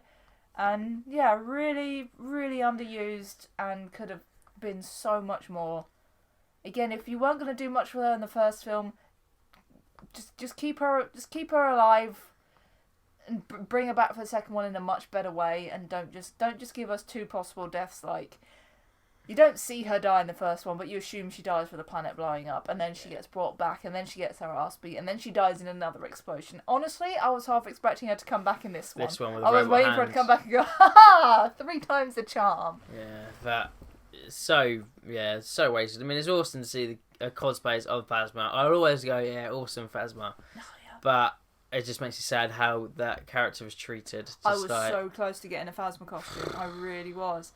And she has proven to me my point of, I will not buy the action figures, I will not buy the merch, I will not get the costumes until I have seen the product that they're in and seen that character, because Captain Phasma has cemented. I would have spent a ridiculous amount of money on a costume, and I would have had to sell it, because I would have just been like, I really don't like this character. I only cosplay stuff I enjoy, so again, for me, that's just a personal issue, but... I got the action figure of Phasma, because again, it looks cool. Yeah, again, I bought 2 because I wanted 2. I wanted a box one and I wanted a loose one. And that was before I saw the film, because I was like, she's got to be great. I drew fan art, I sent it to Gwendolyn Christie, and she saw it and she liked it. And then I got my little stormtrooper heartbroken. Yeah, so... Yeah, she was majorly wasted as an awesome, badass commander, and then just tossed aside, so... number 2, we've got Praetorian Guards. Yeah, the lobster people. The lobster people, or which I call them Trevor's, because I only think of Trevor. Good old Trevor. He's an amazing Royal Guard, original Royal Guard. I've never seen someone stand so still as like a statue and have people say, "Is there actually a person in there?" Yeah, don't trust... If you see a Royal Guard hang around with us, don't trust it if you think there's no one in there. It's probably Trevor. He's fantastic. He's absolutely great. Fantastic. He's and these Praetorian Guards were just like those on steroids, and they were awesome. And again, if they went with Snoke being Plagueis, I think you probably would have seen more of them. Because they were just... Because obviously with the original... guards, they were actually force sensitive, and they used like those pikes they had were like they deflect lightsabers. Yeah, deflect lightsabers. They like Grievous' Magna Guards. So yeah, so it would have been cool to see exactly what I guess it would be explained in the books of what exactly who gets to be a Praetorian Guard. But yeah, this in that section because I do feel that are wasted. They were cool visually. Oh god, that fight scene in Last Jedi. I thought that was the best bit of the film for me. I thought it was best bit of the film until we watched it, and I've seen Stuntman react. Corridor Digital did a breakdown of that scene, and I've seen many videos before that as well. And just the fight choreography is just so bad. And knives disappearing. My mate pointed that to me the second time round. I was like, oh yeah, knife does disappear. We talked about that in the first podcast we did. Oh, yeah, and I put a little clip up of a knife just vanishing out of in the middle of the combat. Yeah, that and it's so bad. Like they just spin just so they can make up time for then the actors to. It's just the choreography is so bad. Off. The timing is off. Which you can't really blame too much because you're putting the actors through a lot to be able to do work like that, but they should compensate for something though. It's a multi-million-dollar production, and they should have multiple people go. No, we can't have that wasted space of spinning to so. Like when they push off, like some of them like. You're just in the background going. They spin it and all like they're spinning their weapons, waiting their turn to go in and hit. There is a bit of that in the just prequels. Like if you see the breakdown of the Duel of the Fates, there is a little bit of that, but it's not so much that it's like really noticeable. When you've got 6v2, there's a lot more opportunity there for more people to get hits in, and it's really hard to choreograph a fight around that. So if that's the case, just slim down the amount of Praetorian Guards to really bring the fight back down to something as epic as Duel of the Fates. Yeah, so And it was something I forgot. I was actually hoping to, because I heard it in the trailers for Rise of Skywalker, the Duel of Fates mixed in, but updated. I was kind of hoping that was going to be the new film, but it wasn't. But really, they've got like there was definitely a Duel of Fates trailer, I think, for the new film. What's that? Oh, we'll have to double check that. I remember the Leia theme one, because that was on the verge again. And the epic Star Wars theme as well for the trailers, which I do hear a lot on Instagram now. Oh, so. Yeah. They've got some of them on Spotify. And it's yeah. Just like, yeah. So, I got Snoke as Plagueis, but we've already mentioned this. Again, the Emperor was overconfident, so yeah. So you would have thought we killed him, but we've already mentioned that. So, yep, Snoke being Plagueis, I think that was a wasted opportunity. The new troopers, the Sith Trooper and the Executioner. Again, this goes back to I guess the Flame whole Trooper thing. as well from Force Awakens. This also kind of links into my thing of waiting to see if the character is decent or not to get the costume, because you got things like It's putting out the suns in my eyes. Oh, wrong way.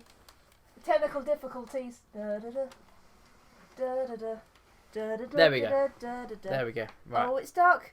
There's the window going. Look out. I have a curtain now.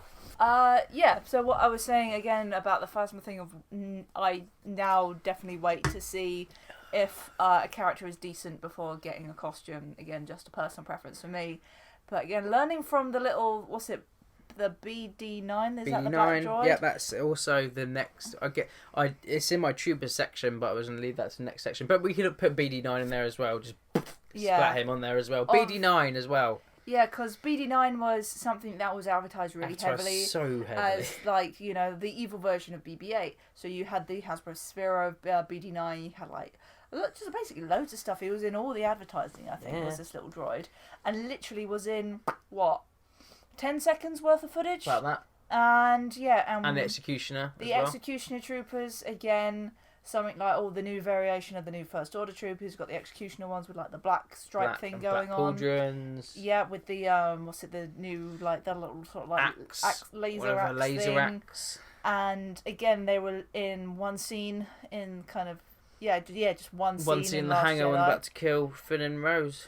And then for this one, we got Palpatine Sith troopers, which are First Order troopers in red with a slightly different helmet design. And armour. Chest armour and it just legs as well. The helmet design just reminds me of a 3D print because it's got lots of raised lines. Yeah. Just reminds me of someone's just done a really shoddy 3D print and not cleaned up the lines. We haven't filled it. It's too late now. Let's push it out the set. Push it out the set. It needs to get shot right now. Because I know, like, you and my dad were talking about, like, oh man, it's really cool. I wonder if we're going to get that costume, because I think Dad was thinking about maybe getting a helmet of that for something. I mean, I love red. The costume looks awesome. Looks great. But how long did we see it for? I think it was one shot.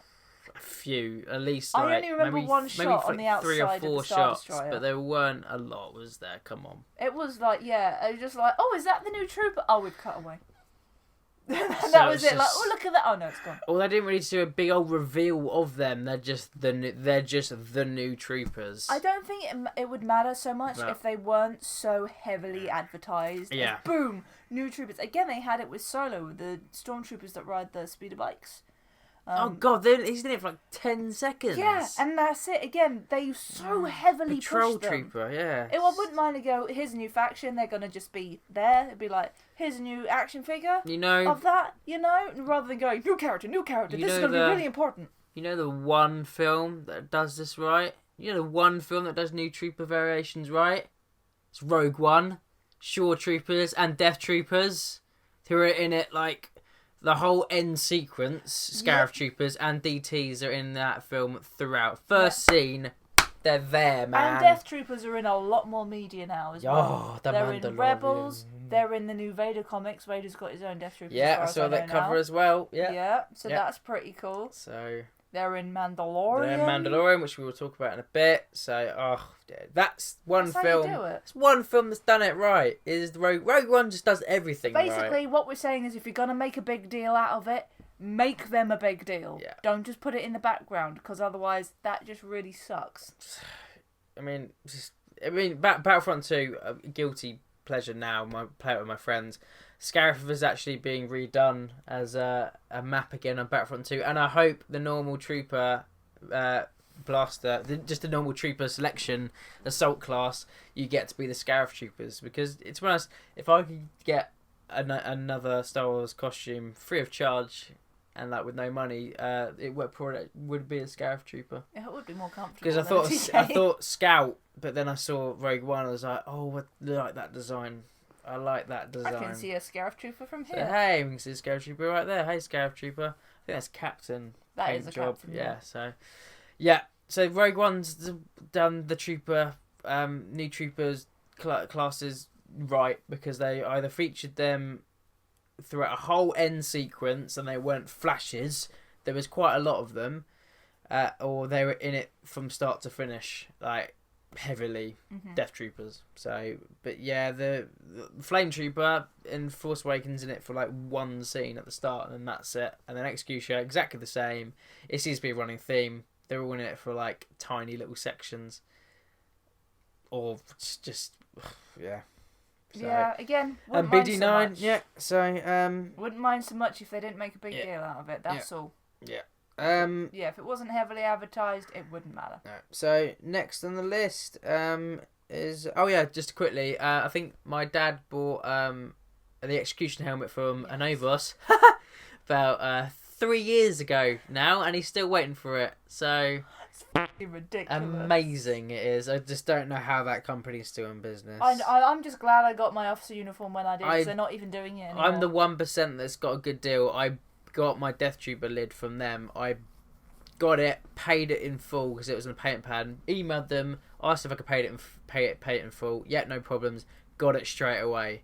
I'm the only person. Were lucky. I was the only person that's apparently done that. We have been lucky with a couple of helmets. So it was the TIE Fighter helmet, and my officer costume was an issue. Yeah. So my dad ordered one before Last Jedi came out, and he's still waiting. So that's like, people could correct me, but that's like at least 3 or 4 years ago now. Yeah, that's 2016. So, no, yeah. Wait. 2017. Yeah, so next on the old list is General Hux.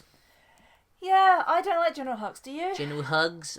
No, he was, what is it?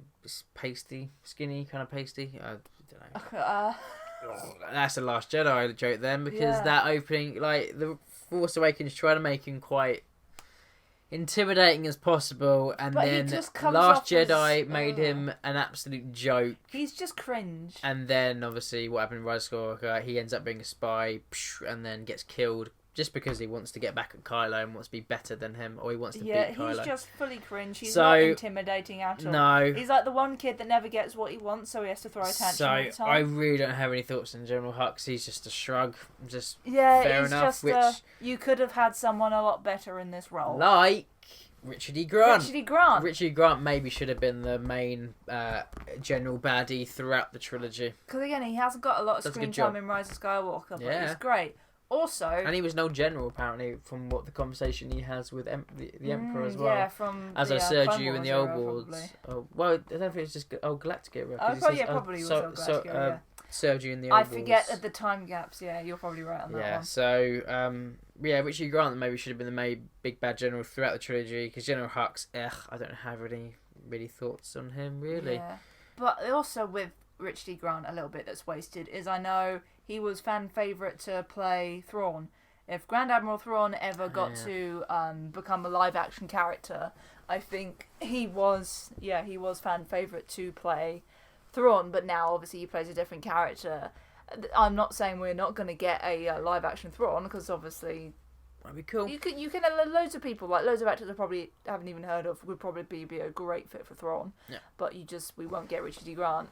So it's a shame, because Thrawn is amazing, and I do kind of, he's great in Rebels, but I do kind of want to see him in the flesh. Again, same with Revan, great in the games, but Keanu! See him on the big screen would be awesome. Get Keanu as Revan. Just the fan art that's then been done as Keanu Reeves as Revan is so cool. So good. And he's the man at the moment. Oh, John Wick.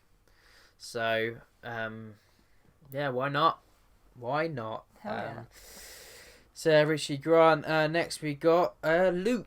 which I was saving my section for this because I do think he was heavily wasted, and the way they portrayed him in the trilogy I just did not like, that he's this old grumbling fool and not the optimistic person that we left. And I know you say that time and stuff, we weren't shown his progression. That's fair enough, but didn't have to go in completely extreme. He could have failed and the Jedi Temple was destroyed, but he thinks there's a way of a solution, so that is why he's gone to this island with this map. Because not that I know Han describes it as he walked away, but it should have been changed where he's left the map because he's found something. He's in a hurry to get to the first Jedi Temple because something is there, like the massive rumor that was going around for the Last Jedi. He's realised that really the Jedi need to end and a new Jedi Order needs to be established, like grey Jedis, where there's a balance of light and dark in everyone, and that is the true balance. That's what I was hoping that was going to be the answer of why he's there, this first Jedi Temple. Because I guess it kind of gives you a little bit of how people easily fell to the dark side, because if they're in the middle and both, and obviously if you lean more to one way or the other, then that's how you get the split of light side, dark side. So I thought that if they were going to play on that throughout the whole trilogy, and that's what Luke was really going there to find out, I would like that. But of course they didn't go with that. Yeah, again, one thing when I first did my review of Last Jedi, I said, it's understandable, time does change a person. You think what happened to Luke in the original trilogy only happened across a short span of like a couple of years, and he did nearly turn to the dark side. He does have that in him, to act out of pure instinct. But again, it's because they didn't show the progression. That's where they fell down. If you're gonna completely change a character, you got to show us why. And they kind of did in small snippets, but small snippets is not enough when you've got such a big 180 on a character's personality. You've got to show us a lot more than that. Yeah, because most of the guys in the IO do agree with the whole thing of I saved the most evil person in the galaxy. Oh, my nephew's just betrayed me, or my nephew's full on the dark side. That's it. I've got to kill him in his sleep. Giving up everything, trying to kill him in his sleep. I'm going to Palpatine him. So it's just, yeah, I still don't like it. It should have been, Luke. Yeah. This whole trilogy should have been passing the torch, and then I could understand this maybe a bit more. If Luke was like how he was a little bit in the original, and then they have the trilogy of passing the torch, and he was still the same Luke, and then he went into this, it would have been fine, because you've seen the journey. So absolutely. Yeah. I got Finn on the next one. Just one word about Finn. Ray! Peter! Pretty much Hunger Games. That's all but he does. He deserves more. It's just Ray. Oh my god, that's Spike on the audio recording. So, that's gonna be loud. That's pretty good. So yeah, he was a bit wasted, wasn't he? And the thing they try and do with him being force sensitive in Rise of Skywalker, and it kind of. They kind of draw attention to it and then immediately gloss over it. Then gloss over it, and it kind of, I guess the film also telling those people to shush when people first pointed out that not anyone could just pick up a lightsaber and use it like Finn does. Yeah, he shouldn't have been able to fight for as long as he did. Yeah, so it's like they're really like it's a powerful weapon. Yes, he's a stormtrooper and would have been trained with a riot baton, but a riot baton is completely different to a lightsaber. But this is the whole thing of the people. This trilogy wasn't established, so they had to throw in the thing of here's how he kind of knows he could use a lightsaber. He's a janitor, apparently. So, they played that for laughs, but it also really discredits him as a character. Yeah, and I know they try and do this. Lando's daughter also being a deserter as well, and they were trying to do something with that, but that was too little too late. Yeah. And Finn, John Boyega does the best that he can. I really like John Boyega. I think he's great. But he just, like a lot of things, I just don't think they were given I love how time. Open and honest he is on Twitter. When people throw shit at him, he throws it straight back, and I'm like, good on you, mate. So good on you. Yeah. And one I just put on of the last section of Wasted Wars, unless you can think of any other character now before I say this last one. Not off the top of my head at the moment. No. Maybe people can put in the comments who we thought. Rose. Oh god, yeah, Rose. Sorry, that may be one of the wasted ones. More wasted, like Phasma. Yeah, like she didn't have anything to do in the last nothing one, did she? in this one, because I think either they were terrified of putting her back in because she would have got trampled with abuse, or they just had no idea what to do with her, which so is just didn't do anything. Just ridiculous for some people. Some people are so scummy. You don't need to go and shatter an actor. People have called me toxic because I don't like the new films. No, the toxic fan base are the ones that send death threats to actors. No one should be because they don't like their character. Exactly. You're not a Star Wars fan. You're an arsehole if you do that. Don't like, what is it? It's just the character. Fair enough, you don't think the character's good. Don't have a go at the actor. The actor are there to do their job. Yeah. The amount of times Mark Hamill's come out saying, didn't really agree with the way that they wrote Luke for Last Jedi, but I still gave it my all because I'm an actor and that's my job. Yeah. I mean, I should have put that onto the Luke section actually, just quickly, just a quick add-on there. If you got Mark Hamill saying this isn't my Luke Skywalker, this is like he said a different name, like someone else. He says like this isn't Luke Skywalker. This is like Ron Skywalker. This isn't my Luke. But I will play him to the best you want me because Ryan's the director. There are clips online you can search for it, and he says it in the behind the scenes as well. He does. This isn't my Luke Skywalker. So that's just a quick add on. If you got Mark Hamill saying that, you know it's in trouble and wrong, and just like you shouldn't be doing this if you're he's got a bit more knowledge than you. He knows his stuff. But anyway, yes, back to Rose. Yeah, I think either were terrified because of the backlash, but really they shouldn't have gone with it because it almost helps the people that were having a go win and going, yeah, we got what we wanted. But honestly, you can blur this out. That's what you got to say to those people. Thanks for giving me extra editing to do, man. Sorry. Or you can just cut it out. We can just... No, keep it going. I'll put something up in front of that. Maybe just a couple of pretty You can just put a massive square there. That's fine. Put Babu Frick there. Just don't send death threats to people. Don't do that. Don't be an asshole. Just don't send death threats to actors, to the directors, to anyone. To anyone. Process, to people who have a different opinion. To anyone. Just don't do death threats, man. No. So, so Rose was majorly wasted, and she's pretty much in the background for the whole end film. At least she was still in there. This is still in there and didn't get scrapped completely. I was thinking, well, she's got nothing to do. Oh, bless her. No. Apart from helping Leia over to her deathbed. Yeah, so, Rose. So the last one I got, which I just recently added while we're talking, was Knights of Ren. Yeah, at least we got a bit more of them. And they did look cool. And the music and the ship... they were flying in their sickly kind of... The engine was almost like plaguey kind of sickly look to it. It was really cool. It almost reminded me of Carl Katarn's ship in the Star Wars games. I forget... something Hawk. I forgot what its name. It's really going to annoy me. It's not the Ebon Hawk, is it? Might be the Ebon Hawk. Yeah, Ebon Hawk's from KOTOR. So I don't know if they use it for Carl Katarn as well, because I've not played those games. Keep talking, I'm gonna Google it. Okay, I'm filling the dead air whilst you Google something to do with the Ebon Hawk. KOTOR was great. I'm probably gonna play it on the plane when I go to New York, because I got nothing else to do for 8 hours. Hopefully KOTOR 2 is on there too. Mouldy Crow. Oh. It's his ship. So the Mouldy Crow. I get a picture, but it looks a bit different in the film. But I don't know if the camera can see that. That's Carl Katarn's ship.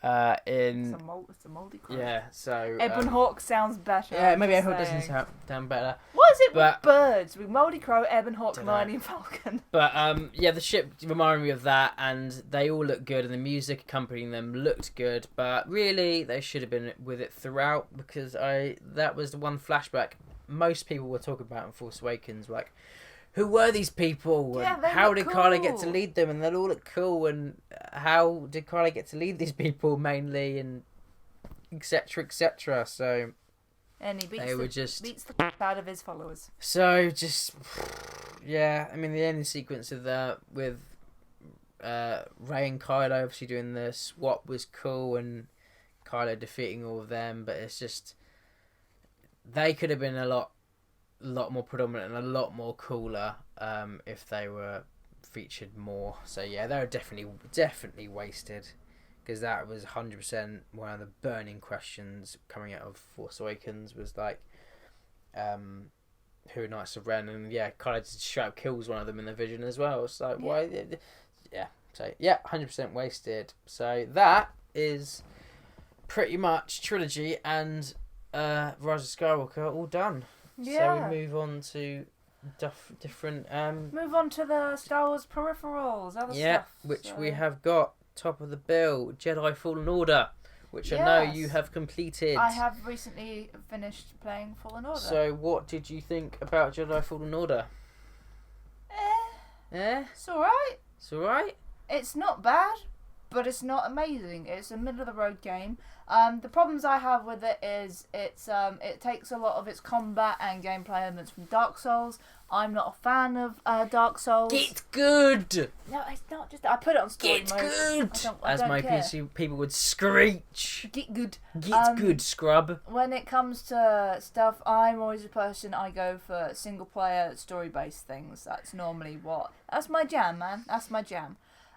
So I was interested in having a single player Star Wars game. I didn't want to buy it personally because I'm not a fan of supporting EA with my money, but your dad was very nice and bought it for me for Christmas. Yep. So I did end up playing Fallen Order. I think it does have some cool bits to it. I did like that. Again, some force powers we haven't really seen been used much. Cal Kestis, who is the main character, and I've been told I look like, which is kind of weird. I'm not ginger, but he has like this force echo thing, so he can touch an object and can sense like its past and things. Kind of like what happened with Rey with the lightsaber. But again, I think that's how they're trying to tie it a little bit to the films, just like the Mandalorian. Oh bloody hell, we forgot Mandalorian. Well, that's right. We'll get back to Mandalorian. Get back to the Mandalorian. But yeah, Mandalorian does the same thing with spoiler alert with Mandalorian. It shows you force heal in the Mandalorian, and then obviously with the games it shows you the history by touching objects, which Rey does in the films when she touches the dagger. Yeah. So yeah, that bit was cool because you get like sort of glimpses of what happens through Order 66, but. Again, most of the gameplay is focused on that Dark Souls-like sort of essence to it, which I'm not a fan of. So the gameplay was not something I got on well with, but the story was interesting enough that it just kept me going because I just kind of wanted to see what happened next. Yeah, I did kind of feel like, especially towards the later levels, it did feel rushed. I felt like they put some planets had a bit more effort put into it than others. But I don't know how long the production period on this game was, considering, the next game that we knew about that was going to be single player coming out was Visceral's cancelled Smuggler game, which I was really looking forward to seeing more on. And EA are just arseholes and can Visceral and can that game. And then we heard the assets were going to be used for something else. I assume this is what the assets were used for. I don't know if there's any other Star Wars game in the works that we're going to use that for. That was going to be based around Jedi stuff. So that's what I heard about it, and then I only heard a little bit more like just before the game came out. But yeah, it definitely feels like a rush product, like they could have put more in. But again, I think it's just comes down to there's not as much in the story for someone like me. It's more you want to find that kind of flow in the gameplay, which I don't enjoy. Like I don't like backtracking through multiple sections, and if I happen to have to meditate at a save point, then when I go back through that section for like the 5th time, all of the enemies have respawned yet again. Wasn't a good fan of that, but it did have some good moments in it. BD1, I'm a fan of good droids. I like BD1. He's pretty cool. Yeah, I found very early on a red and white paint scheme, which was awesome on him, and I kept that throughout the whole game. So my BD1 is red and white, and he's really cute, and I love that. I was surprised EA didn't put any microtransactions in, which could easily be done because costumes and stuff are unlockable during the game. But saying that, my game had an update on the final play session I did before I finished the game, and there is now premium content in the game. So... Is there? There is now. Oh, Jesus. There is, because I thought, oh my god, I found some more. Because when there's a bit where Cal goes to rebuild his lightsaber, goes to the Kyber Crystal Caves on a particular planet. And it's a very cold planet. I wouldn't want to go there. That looks very wet and very cold. And there comes a bit where, obviously, you choose your crystal colour and you rebuild your lightsaber. And you can, if you go to, like, a particular planet first off. Dathomir. Yeah, that's the one. Before you go to the main story one. I don't know why they did that, because there's literally nothing else to do on Dathomir for ages. I'm sorry, I was just waiting for you to finish and obviously tell my thoughts, but yeah, they don't make a big hoo-ha about him getting your double-bladed lightsaber. I thought that would be a massive thing, but you just find the part on Dathomir. You can find it very early on in the game. Which I thought was going to be linked to the story moment, because you can tell the blade's broken at the end, but yeah, I just found that so I was like, oh, we're doing this now? Yeah. I thought this would be like a major story moment, but it's not. Yeah, I was really surprised as well. So, yeah, that was very strange. Yeah, so there's a bit, obviously you can change bits of your lightsaber throughout the game, even if you don't do the double-ended ones. You've got workbenches, and there was the workbench after you choose your Kyber Crystal, and I was like, oh wow, I've unlocked some new stuff, because I have been finding some more crates. And I was like, well, I don't remember a lot of those crates being lightsaber stuff, but hey, I guess there was. And I scrolled over it, and there was like my Gito paint job or whatever for it. And then I looked, and next to it in brackets said, my Gito, premium content. And quite a lot of them was premium content. So I don't know if this is DLC that's been released, or if EA have very sneakily, with the last update of the game, shoved in a microtransaction. Or... if that premium content is only available when you get to that certain bit of the game. I don't know, because I've only played it through once and it's not interesting enough for me to want to play it through again. So, that's going to be... yeah, there was definitely premium content in that. I don't know how much it was, because I didn't click on it. I know there was pre-ordered DLC with... you can get the yellow one lightsaber straight away.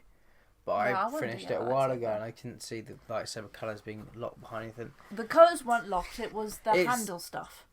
It was the hilt. Right. So you could unlock all the colours still by, you turn your crystal and the colour changes depending on how you look at it. But it was things like, the blade emitter and the switches and the handle. A bunch of those in brackets next to it said premium content. So that's interesting. Right. But yeah. Definitely the very end of the game felt rushed. Because normally, again, a game that emphasises backtracking and going through the levels multiple times with respawning enemies. On the final level, when you get sent on... it seems funny me complaining about it being backtracking and then me complaining about it being put on a linear path. But when that's the only linear path in your game and you just go straight through it and it only takes 10 minutes. It's quite dull. But then the really cool thing happens at the end, which we'll talk about in a sec. And I got quite excited. But I would have been more excited if it wasn't spoiled in advertising. Because the game's developers didn't want people to know what it was. And EA went, haha, we've put it in all our advertising. Whoops. They don't care. I don't like EA. Have I said that before? Bobby Kotick needs more devil horns drawn on him. I thought Bobby Kotick was Activision. Android Wilson. Android Wilson. I do apologise. It's another scummy bloody Activision CEO. Android Wilson. Sorry. Yeah, he just he think that one of the things he said that he you should expect to have microtransactions in all games nowadays. Sorry, Bobby Kotick's another scummy CEO of Activision. I do apologise for that. So yeah. So yeah, what are your thoughts? I'll try not to repeat stuff that you said. I played Dark Souls before that, so the combat was I've seen this before, but I am still fussy. It's not the Star Wars game. I didn't pay for it. I borrowed my brother's copy, so I didn't spend a dime. So I wasn't annoyed because I want one particular Star Wars game remade, and I don't know if they're ever going to do that, and that's Star Wars Jedi Academy, as I've probably said a million times now on your videos or and my Instagram and to Boss personally. I want that game remade because it's just that just updated with a new fighting mechanics, like a For Honor style fight mechanic for a Jedi game, something like that would be amazing to me personally. But just look at that original fighting system. This is really cool. Saber locking, force powers, etc. etc. I want that game remade. So this wasn't that. Yeah, remake it so I can play it, please, because it's exclusive to consoles I never had. This is so good, so good. But it wasn't that game, so I had to say to myself, it's not that game. Let's just play it. I enjoyed the story. It's very rewarding if you've watched Clone Wars. Because there's a lot of Clone Wars stuff which I did I feel like. They could have put more in They could have put more in there. Oh, they could have put a lot more in. The ice planet is Ilium. Obviously, you see that in Clone Wars when the Padawans go and get the lightsaber crystals and it calls to them and stuff like that. So, yeah, I enjoyed the story. I agree with backtracking. There should have been more planets. The boss right before the main boss was very just thrown in there, some Dark Jedi and Dathomir, and I was like, who the hell are you? Like, what? Yeah. Feels like filler, and so there should be more planets, and yeah, backtracking. The exploration was fine. So the level design and yeah, it was very. I was just honestly, I was playing it just for the story, which kept me going because it was interesting. But some of it was so obvious and cliche, or just obvious. I guess cliche is the wrong word. When you meet one of the main characters early on in the game, I'm sure a spoiler alert will already be posted before we start talking about this. Is obviously an old Jedi Master who lost her Padawan, and as soon as that was said, I was like, oh yeah, that's going to be the seventh sister then. Or was it ninth? No, seventh sister. No, second sister. Second sister, sorry. Second sister. Problem is, I get the one from Rebels and I get the one from the game. Yeah, I think it might be second sister. I think it's now. second sister. Second. I'm yeah. sure seventh is from Rebels. Sister. Second sister is second sister. Apologies, is the one from Fallen Order. As soon as that was said for the old Jedi Master, I was like, oh yeah, the second sister is gonna be your old apprentice. Look, it's the second. So, but they had to have it for the game. You immediately become uncool when you keep taking your helmet off. She should have kept the helmet on. Keep the helmet on. So, yeah, so I like that. I thought though, because she's hardly in it. She's hardly in it. You fight her a couple times, but I thought at the end of every level you would fight her or have an encounter with her. But for half of the game, you just don't see her. She's just. So I just thought, and she was heavily advertised, so that was a bit like, oh, okay. But I try not to repeat the stuff you just said. So yeah, backtracking. There should have been more planets. Some of the force powers were cool.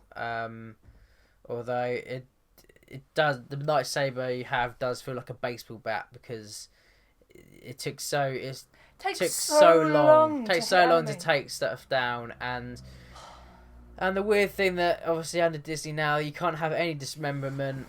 So with the spiders and creepy crawlies creatures, you can dismember. You can dismember the zombies on Dathomir because their arms come off and they're humanoid, but no. They freak me out. I'm just gonna say, I really didn't like them. For stormtroopers, no dismemberment for them, even though you're cutting straight through them.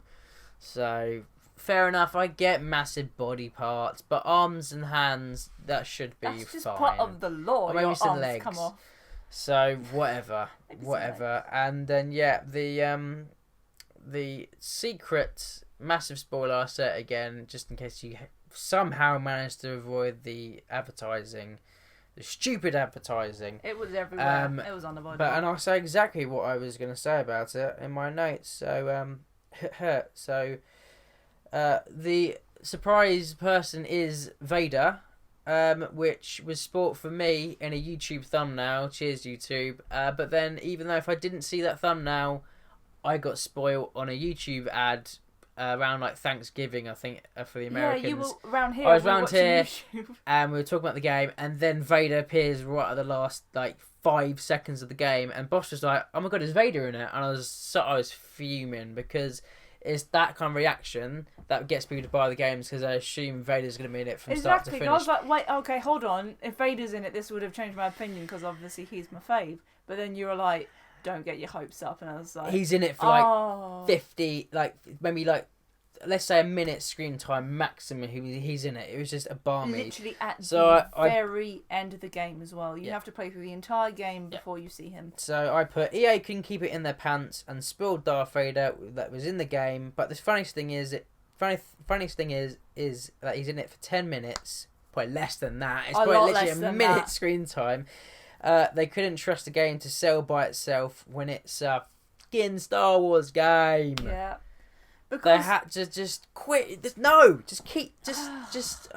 thing is that's EA's own fault that they've made Star Wars games unappealing to people, not because it's a Star Wars game. Because they can't be trusted. But because people don't trust the publisher behind it. And who published this? Respawn, wasn't it? Respawn, who did a really good story with Titanfall 2, if you haven't played it. Titanfall 2, really good story campaign. And Respawn, I think they've come out and said that they really didn't want Vader's sort of appearance in the game to be known by anybody until you came to that bit in the game, and EA went, no, we're just going to put it in advertising. Bollocks. Just so many streamers, their reactions are so cool, and I just wish I had the same reaction, but I didn't because I knew it was coming, because my brother didn't tell me. But yeah, advertising just spoiled that major awesome surprise, and it was great. I saw people, and I saw news outlets saying that they've spoiled something, and just it's just outrageous. It's just damn right they did it because they were worried people weren't going to buy it because they can't be trusted. And you just see what they've done with Battlefront 2. Oh, it's better now. Yeah, it's better now. What, after how many years? How many years? When did it come out? And this is me saying, the guy that still plays it with his mates, because obviously everything with your mates is fun. It has gotten better, but I'm still not happy with it. God knows if they're probably going to do a Battlefront 3 at some point, but that better be Battlefront 2 OG, just with graphics updated. Listen, if it's not that, then that's all you got to do. It's just not hard. You look at, I always used to say this, but really, you just need to upgrade the graphics, because Capcom, guys responsible for Resident Evil, have literally done that now with Resident Evil 2 predominantly. They've just updated that, and now they're doing it with Nemesis. They're taking the old game and basically giving it new mechanics and updated graphics and shaving off the bits that aren't probably that don't need to be in the game anymore. Oh, I would have loved the space battles and new graphics. That's all you need to do. It's not, it can't be done. Yes, it can be done. It can be done. If they can do it in 2005, they can do it now. It's the same argument that I kept having about the Spider-Man games. It's just greed. Guaranteed all those packs and all that. But maybe now, not now.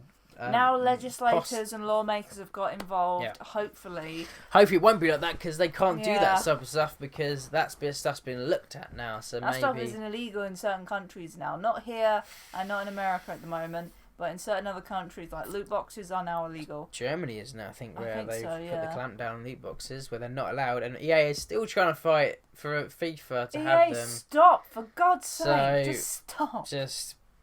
I still play Battlefront 2. It's gotten better, yes it has, but it's still not good enough. The new one better be amazing and have none of this crap in it, because it's funny, because the second one was supposed to be an apology for the first one, and now the third one's got to be apology for the first and second. Unbelievable. So yeah, Vader was spoiled in this game in advertising when he's in it for 10 seconds. Vader was done very well. He was really well. You cannot beat him. You can't fight him. You just have to run. Which isn't like Force Unleashed. I mean, apparently I've heard they tried to make that canon, but they just couldn't. Starkiller was just so OP, they could not make him canon. So this is the right way, because you kick in Force Unleashed, you kick his ass, Vader. You kick Vader's ass and the Emperor's, and he couldn't be made canon. So they obviously stripped that. And how they do it in Fallen Order, he's dealt with brilliantly. He kills a second sister. He just kills second sister and runs off. Just flings the Jedi Master. Like, I think just throws her out of the way, and then that's it. It's like, that's it. Then we gotta fight you now, and then he's just OP. You just gotta run, because of course that's what you have to do, because he is like the big bad, and it's that sequence is awesome. I just wish it was a little bit longer, like the Rogue One corridor scene. I wish it was a little bit longer. Yeah. But it literally is, you you hit his lightsaber 3 or 4 times, and then it's a cinematic moment, and then you're running away, and then it's done so well that little bit. If the next game is like that, where Vader is just literally just stalking you throughout the game, that'd be really cool. That would be insane. That'd be cool, and you have brief boss battle moments, but it literally is. You can't beat him. You've just got to. He's crushing the building around you. You've just got to leg it. Yeah, you got to leg it, or you got to nip his shoulder or nip his something, so it slows him down, so you can get away. That'd be amazing. They should do something like that. Maybe if they're gonna do a future thing. But yeah, Vader was handled very, very well. Yeah, it's just the whole end part. Again, going back to it, feels rushed. The whole part of the game revolves around you going on this little quest that the Jedi Master that you're with, her master, previously set about to get this holocron that has a list of Force-sensitive children. Again, reinforcing the fact that the Force will just manifest itself in you. You don't have to be part of a lineage.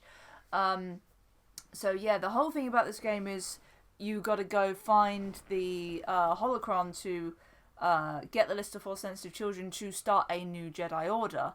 And that's reinforced constantly throughout the game. We're going to get it. We're going to get the new Jedi Order. This is the way to beat the Empire. This is how we bring back balance to the galaxy. And only in the the last act of the game does everything suddenly turn around to being, okay, no, we're not going to do that. You get the visions of what happens if you were to go through with the plan of the Empire finding all the younglings and killing all the younglings, basically.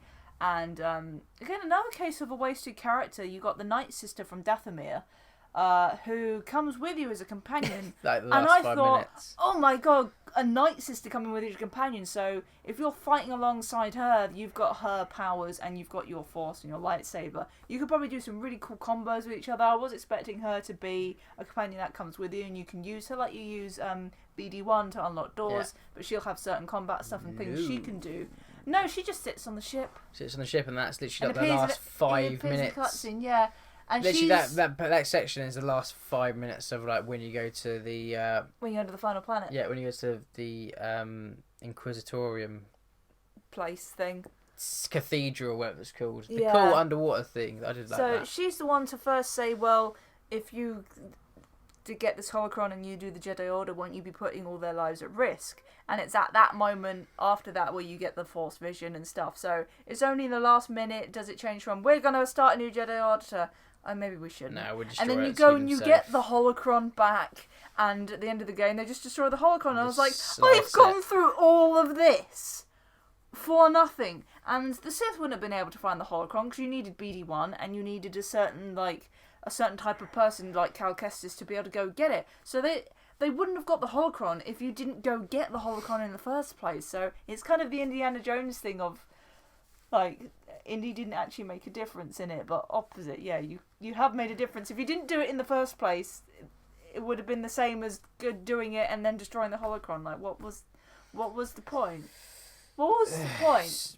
And why does she come? Yes, I'm going to come with you on an adventure, but I'm only going to sit on the ship and not actually come with you, even though I'd be really useful because I've proven myself in battle. In combat, I was like, I think like I said, they could have done more with the Order 66 stuff as well. When you go around and you see all the echoes on the crashed ventilator. Yeah. I would have cool. If there are more clone trooper bodies strewn around, because there's a very few bodies in a ship for a crashed essentially Star Destroyer. Yeah. That sounds very morbid of me going, I want to see more dead bodies, but it just felt like there wasn't a lot of set dressing in the water, as it were. But yeah, it was the flashback sequences were cool. Nice to see one of Rebels. Oh, what's his name? Oh, Zeb's Zeb kind. Google it. I can't remember. I can't remember Zeb's race, but there's supposed to be very, very few of them. Yeah, so it's nice to see them being brought more into it. Also, fun fact: that character design of Zeb was originally one of the first concept arts for Chewbacca. Yeah.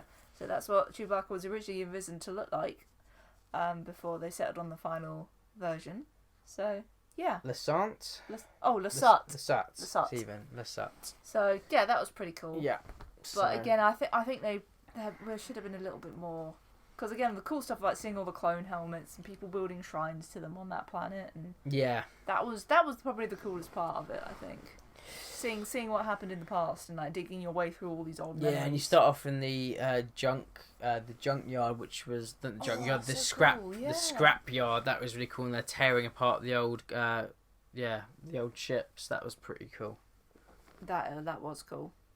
So I'm enjoyed it overall. I wouldn't mind a second game. I just wonder how they would pull that off. And that sequence, sorry, another cool bit I did like was that vision of what happened if you take the Jedi Temple over, and then it all goes black, and then you ignite your lightsaber, and it's a double-bladed red lightsaber, and you're in an Inquisitor costume. Yeah, I did like that. That was cool. That was pretty cool. I thought that's when Vader was going to appear. That bit. I was like, ooh, this is the bit, and then no, it wasn't. No. I was like, yeah, you get the reflection of yourself, and it kind of harks back to the Last Jedi Rey reflection in that sort of Blackpool. The Blackpool thing, yeah. I forget what the ancient race is, but I don't know if that's the first time they've ever been mentioned. The Zepho? Zepho, yeah. Yeah, there's all ancient Force beings again. Yeah. So this kind of links into stuff that's happened in Clone Wars. So I didn't dislike it. I thought it was alright, but I wouldn't. Probably don't have to play it again. Praises, yeah. I played it once. One and done. I'm going to give it to your dad because he wants to play it, and he bought it for me. So there you go. Yeah. So kind of a one and done kind of game, but I still did enjoy it thoroughly. So I guess the next one to talk about is the Mandalorian. We'll come back around, and of course the situation at the moment. Anyone outside the US, like everyone, I've done it, and like everyone else has done it. I'm sure. How we found out details about the series is I just looked at a well-detailed synopsis online for each episode. Yeah, that's exactly what all of us did. We certainly did not do anything else at all. Detailed synopsis, so... Just don't know what you're talking about. No, that's... Piracy! Sorry, what? Sorry, just a bit dust. Cough? Yeah, I'm okay. You alright? Need a drink? No, my drink's back here. Okay. Yeah, cool. Okay. You continue. So, we won't go through episode because otherwise we'll be here for another 2 hours talking about it. Unless you want to trailblaze through it, unless we just talk about it as a whole and the characters and Pedro. Talk about it as a whole because I think a lot less people would have seen the Mandalorian over Rise of Skywalker. Yeah.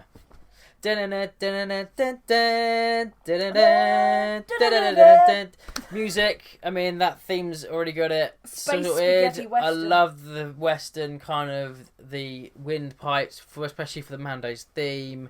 As soon as episode 2 started and it started off with the pipes, I was like, this is just giving me the Western. It is like Wild West. But Star Wars, and so cool. The time setting it's set in, so it's all in the Empire's in downfall, but there's still power struggles, people trying to claim power. Was it 6 years after Return of the Jedi, isn't it? 5 or 6. 5 or 6. So it's at that really cool, interesting point. Obviously the sets and the mostly all practical, which is really cool. The Pedro Pascal as the Mandalorian, I think does a really good job. Really nothing that I can say, he's not very good at that. He's great. They've done with all the characters, really. I mean, with I forget her name, the rebel, the ex-rebel, shock trooper, Cara Dune. And of course I forget I Have Spoken. Guy, he does say his name, but Careful, something like that. I think might have to Google him. But IG 11 are really cool. I thought we wouldn't see him again, but obviously he comes back. And then that's Taika Waititi, is it? He voices. Yes, he's IG 11. He voices IG 11. He's on a roll at the moment. Cooley is the Ugnaught. Cooley. Okay. Taika's on a bloody roll. He's just won an Oscar, I see. So yeah, and he's obviously directed some of the episodes of The Mandalorian. So overall, I have no problems with Mandalorian. I'm looking forward to season 2, and of course, Baby Yoda. I just quickly, I don't understand why Disney have cut it off just for the US to watch and not done a worldwide release and Baby Yoda toys ready for Christmas. They would have made an absolute killing. Yeah, all the fans have got in there first now, and 3D prints, all the rage, casting, knitted stuff, painted stuff. Fans work fast, man. If you're not in there now Disney's got official stuff. They're trying to take all the fan stuff down. It's like no, Disney, no. You dropped the ball. Yeah, majorly dropped the ball. You majorly dropped the ball. So let the fans make, because sometimes fans make stuff better than the official products. Yeah. So just saying. Yeah, but without rambling too much, Mandalorian, just great. It's got, like I say, I can't. It's got its very own feel to it, but still is very Star Warsy. I'd say it feels more like Rogue One than it does any other Star Wars film. Well, it's in that nice niche. Yeah, it's classic era, but it's towards the end of that classic era. Yeah, so it's in that little time zone. Yeah. That'll be why. But also just like the way it's shot, like even the color palettes it uses. It's not super colourful. It's a bit washed out. I didn't realise it was all done on projection screen and not on location. Amazing technology. Did not see the edges on that. I bet if you look for it now, you could probably see it, but did not notice. Crazy, absolutely crazy. That was absolutely insane. So and you probably see a boost of Mandalorian cosplays now for like forever, or especially this year, which why not? Mandalorians are cool and they can be whatever you want. I definitely know, because the views on my Mandalorian armor I made for you has shot up.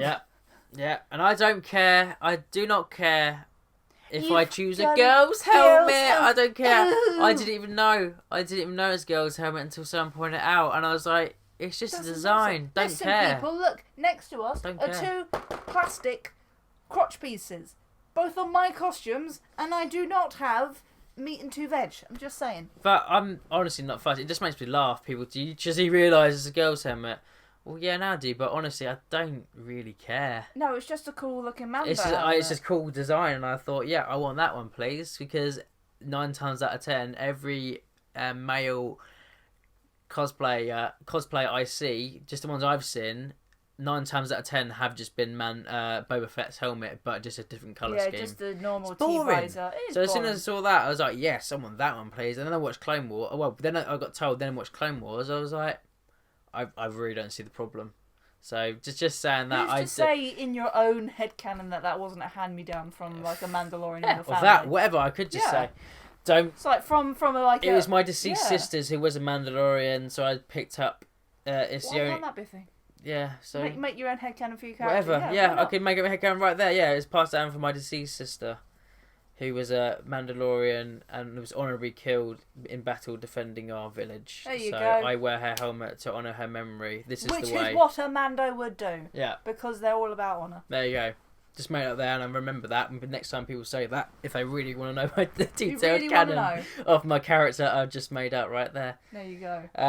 You heard it here first, people. So, yeah, you're going to get a lot more costumes, which is amazing. Because why not? Because Mandalorians are cool. Hell yes, they are. And the Forger is probably one of the coolest characters, and it's a female character. And just, I love her helmet. This is the way. This is the way now. Is just forever associated with Mandos, and I've written it on my armor today. So yes, we need to remember to take that out before you go home. Yes. So. What else can I say, really, except... It's great. It's a fun little show. Fun show. There's a few episodes which are filler episodes. For me, I didn't mind them, though, because watching Clone Wars and Rebels, they felt a lot like Clone Wars episodes where they got to defend a village, and then they go away from that village after the episode. That's pretty much... I can remember 3 or 4 episodes of Clone Wars where that happens. Yeah. But yeah, again, it's a thing that comes with, obviously, like Dave Filoni is a big part of this, as well as Jon Favreau is the main guy behind The Mandalorian, but you've got Dave Filoni of Clone Wars fame and Rebels as well, so that's kind of how it falls into that sort of category. It's all kind of in that same space. So yeah, you've got a Rogue One aesthetic with a Clone Wars / Rebels storytelling kind of style. So yeah, very enjoyable, some great characters, and I live for Baby Yoda. Oh, the Yodas, Baby Yodas. Oh, it's tough being an admin for the group because people are so excited to post about them. But problem is... we have to stick with the thing of it's not worldwide, so there are some people who don't want to pirate it, there's some people who don't want to mess around with their VPNs, and that they're going to wait for the more worldwide release. So we're just keeping stuff that's mostly Mandalorian based off of the group, so people just basically they don't have to keep looking at it because it's everywhere at the moment. So we just want to be that little haven where you don't have to keep looking at it, but a lot of people keep posting it. A lot of people keep posting it. So it's hard being an admin for a group because you have to tell these people when they think they're almost like you're attacking them. So no, it's not. It's just for trying everyone. to think of everyone, here. Please. So, the Baby Yoda stuff's been brilliant for the show, but it's also been hell for people who are part of groups and trying to keep spoilers out. Because I always turn around and say, look, you want to blame anyone, blame Disney. This is Disney's fault. It's Disney's fault. You want to be angry at Disney for this decision of having a blackout on discussing anything to do with the Mandalorian. Yeah, so. Ridiculous, absolutely ridiculous. But I just because I wasn't sure at the beginning if it was CG or animatronic, and I think for the first shot of it was CG, but for the rest of it it's fully animatronic and it looks amazing. Yeah. The proportions and stuff do change depending which animatronic they use, but if you just look past that. It's such a great little character, yeah. Yeah, and it's this mystery. Obviously, I love the arguments people were having. Like, it's not Baby Yoda but we know there's no name for it, so it's just called Baby Yoda until it gets named. Oh yeah, I hate that. That is definitely going to be Greg. Yeah. So let's call him Greg from now on. Steve. I think he looks more like a Greg. More a Greg. Yeah, so... Green Greg. There's mystery with that Yoda species, so we'll see if this series explores if it's going to be Mando and Baby Yoda throughout the whole entire series, or a few seasons where they'll be apart and find out more. I don't know, we just have to see. This is the beauty about this series. There is no set, okay, here's what's going to happen next. It could be anything. You could go into more Force... knowledge stuff or Jedi cool. Or you don't know if there's a lot of things they can do within that era, because really comic books are the only thing that was probably explored after Return of the Jedi that are now canon anyway, that have said here's what's happened after the downfall of the Empire. If anyone hurts Baby Yoda, I will come for them. Oh yeah, don't be a scout trooper saying that you'd happily punch Baby Yoda. The boss will kick you out. I have said if anybody if my stormtrooper was real and in the universe, and those two scout troopers were part of my battalion, and they did that, I'd probably shoot them. I'd be like, no, you don't punch the adorable thing. Yeah. How dare you? Yeah. So. Also, put your knee plates on the right way around. So it had. Yeah, and then there's a few bad bits with the costume as well. So hey, if you're fire first, that's what you got to do. There's no arguments. One of my friends put on Facebook, right, because they didn't have enough stormtrooper costumes for one of the big final scenes, so they did hire people to fire first, and a couple of fire first guys don't have. Nobody has like all exactly the same kits. They don't all carry the same weapons. Like my E11's a Shepparton. But in one of the final episodes, my friend spotted, he took a screenshot. One of the stormtroopers' weapons is a Ruby's toy of an E11 that's been repainted. I just said this really makes a mockery of people who have really strict clearances for groups, because now. Does that mean the Ruby's toy is canon? Because it is now a screen-used prop. It's been on the screen. Not in the film, but in the TV show. It's on the screen. Is the Ruby's E11 that you can buy from the Ruby's Halloween costume site that is just repainted black. It's a toy E11. It's not a sterling one that they used in the original trilogy with all the trim added on. It's a plastic toy. So the plastic toy's canon. So I'm assuming because one of the 5 first members had it, they probably still can use that as an E11. All I've heard is you've got to get your armour through clearance, then you can do what you like, which again is a bit silly. Yeah. But again, with differences of like bits of armour on the wrong places on the scout troopers, they're using the repainted toys as E11s. If you want to be that scout trooper, you got to have your armour the wrong way. There's no argument. No, it's on the screen. All these things. It's on the screen. No, all these things exist in the original trilogy as well. But I want to have that kind of weather. I want that weathering in the... No, you got to wear it the wrong way. But this is the right way. No. It's on the screen. You got to wear it the wrong way. If you're a Mandalorian one, you've got to have it with that specific weathering in that one. But again, that's what drives me crazy. There was a massive argument about it in IO as well. I'm joking, of course. Fireverse are brilliant. We've got guys in the IO who are also in the Fireverse, and they've been nothing. The UKG predominantly have been nothing but nice to us. They've been really the past couple of years. They've been so lovely. Good. So it's just playful jabs and not having a go. They're fans, which is all power to them. You don't send hate to people, but you can open a discussion. Yeah. You do not send hate. I just find it funny that if it's on screen accurate, then the people that want to go for those scout troopers for the Mandalorian, you have to still let them in. You have to wear the armor wrong. Surely, you have to do it wrong. Surely you have to be the wrong way around because it's screen accurate. Also, if you want to be the sound trooper from New Hope, you've got to have a broken shoulder bell that's fallen down over the bicep. That is also held on by one long strip of black duct tape, because that's how it appears in one shot. And then you've got Mr. No Stripes. That was in Tantu 4, who doesn't have the blue stripes on the sides of the bucket. Then you've got the stormtrooper who's like mine, and the shoulder straps are broken, but his are broken at the front. So there's white gaffer tape over the front of the shoulder strap that's on the chest piece. And there's also one stormtrooper who's wearing his legs on the wrong way. And there's also the sand troopers who the weathering doesn't go all the way under the belt, and the belt's fallen off, and you can see where there's no weathering on the stomach plate. It's not perfect. So this is my small rant about I don't get really strict CRLs because the costumes are never perfect, apart from the CG versions, because it's all one character model, and you can't replicate CG in real life without seams, because everybody's body's different and the armour won't fit, like I'm going through with the Commando armour at the moment. So Mandalorian has shown it's not perfect, and it kind of fits in with the Empire is kind of degrading a bit now, of people not wearing their armour properly. It's almost that nice kind of I honest mistakes, which really were in the originals, or they just didn't have the budget all the time and they just had to shoot it there and then. So it's maybe just like funny little, that's kind of what they did in the original. I try and just get away with a toy at the right angle so it doesn't look like a toy or something like that. So it's just nice, isn't it? I just find it hilarious how it genuinely started an up and argument in the group. We're like, guys, calm down, it's just a bit of fun. Yeah, so, but they're going off that end sequence for the last episode. Oh, so good. And we see DTs again. The DTs, as soon as I saw the teaser trailer, I lost it. And I was really hoping... One of them is definitely you, because you've got all the tall ones and one really short one. So that one, in my head, is you as a Death Trooper. I wonder what the short one is. Okay. Because you've got like 3 tall ones, a short one, and another tall one. I'm like, oh, it's Matt.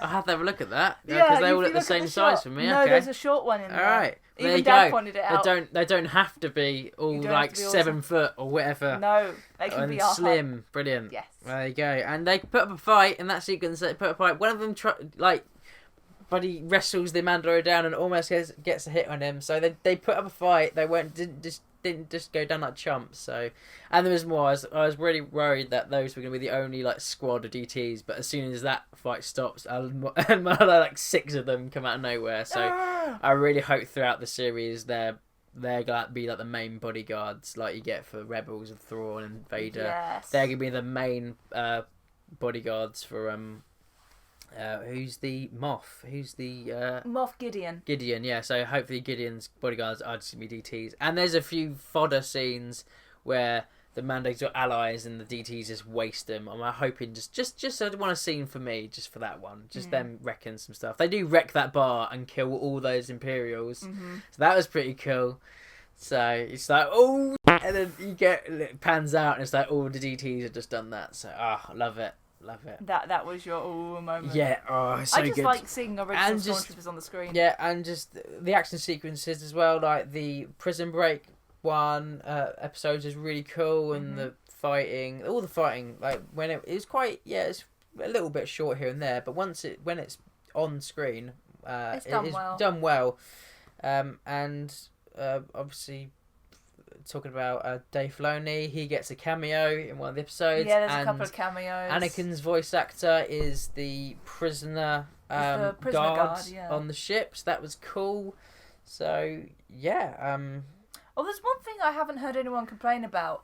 considering people are purists and complaining about the Scout Troopers' knee plates being on upside down, no one's complained that this is set after Return of the Jedi, yet there is no Return of the Jedi armour visible. It's all Rogue One and New Hope. Yeah. There's no Return of the Jedi armour, because yes, there are differences between each film. Not so much between New Hope and Empire, but definitely between... The helmet, 100%. Oh, the helmet is squished a bit more. You've got a darker frown. The armour, again, is much more rounded and has also got a trim on it. The hand plates are different as well.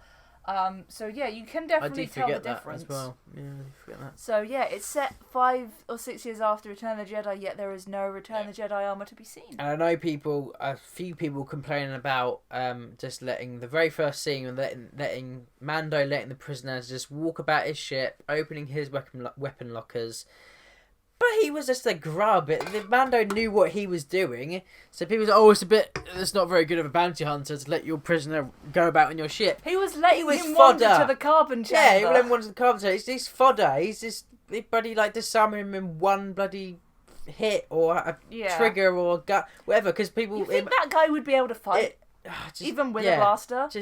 That I did hear some people complaining about when he says the voice line, I can bring you in warm or I can bring you in cold. People went, oh, he means the carbonite. No, he means I can bring you in dead or alive. That's what the man. You're still alive in carbonite, guys. So why is he giving the option of going? It's not the option of giving carbonite. He's saying dead or alive. So I've heard people complain about that, which if the guy sat still and was pretty good, he might not have been in carbonite, but he wanders. But that line is easily translated, because he holds his gun as well. How could you not see that as dead or alive? People are dumb. We haven't. And let him walk around in your ship. He's he can't do anything. Can't do anything. He's a bumbling fool who wanted to run away, pay off the Mando. He's not going to fight back against him. He knows he's dead. Yeah, pretty much. He knows he's going, but just how comfortable that journey's gonna be. So yeah, it's just that was the only thing that made me just roll my eyes. People are arguing about that. So, but is there anything else really to I like the little tidbit of the ice cream maker being used for the Beskar, because that's kind of a really dumb throwback to Empire. It's Empire, someone's running... Wilro Hood, again, a background character that, because people notice he has an ice cream maker, they made a big backstory for him of that was a rebel data core that he was trying to get off planet when the Empire invaded Bespin. It's when they're evacuating, isn't it? You see him run across the screen. But the best thing about that, is a black character actor. He's got orange jumpsuit on, and he's got an ice cream maker who's very obvious. He's also got an amazing moustache, and he runs past the camera. So if you're looking out, you will see him. But the best bit about that is on every celebration live stream that I've watched now, there is a group of people who cosplay Wilro Hood. So it doesn't matter your skin color or anything. It's everyone just no matter skin color, you just stick on a fake moustache, you have your orange overalls on, and you have an ice cream maker, and they get all of these people in a long line, and they lead them across the stage, and they all run across the stage going Wilro Hood, and it's just a whole long line of them with no context, and the little thing that pops up at the bottom where if someone's doing a panel, they pop up with their name, blah blah blah from blah blah blah. It just pops up as the Wilro Hoods as they're just running across the stage, and it's literally the best thing. And he's my favorite character that no one really knows about. Brilliant. Is Wilro Hood with his ice cream maker that is now used as Beskar container. Yeah, it's great. Yeah, and I was saying to boss there, Beskar as well I knew of Beskar before the series dropped, and obviously all the Mandalorian armor is either Beskar or it's Durasteel, I think it is. I think that's Boba's one. But my Mando, the paint job, I started with silver because it was the only one I had on hand. I was like, yeah, that's right. But now watching the Mandalorian, it's the cool idea of actually putting silver in the bits of the Fomex is rubbing off, because it can see it's like the original Beskar underneath. So you're getting natural wear and tear. Yeah, and it just that to me now is cool having silver underneath, because it's the Beskar, the base layer of Beskar, and for people that are going to cosplay, it's just more ideas. It's so that as well. The show is showing that, and just and the Forger making it, and again some throwbacks to Clone Wars and Super Battle Droids and Death Watch. Death Watch, yes. So we'll find out more about Mando. We did get to hear his real name, but I can't remember it off the top of my head. Oh, I can't remember it now. But obviously we get to hear his real name. Well, we know he should just be called Mando because he's Mando. That way. Yeah, he's called Mando. So, I'm looking forward to season 2. I don't have any major issues with it. No, really. I'm looking forward to more Baby Yoda. I am enthralled. I love this Baby Yoda. year. We don't have to wait long. Yeah, this fall, isn't it? October. Oh my god, I called it fall. I'm now Fall, American. American. Autumn. So, correct term. Yeah, this October. So exciting.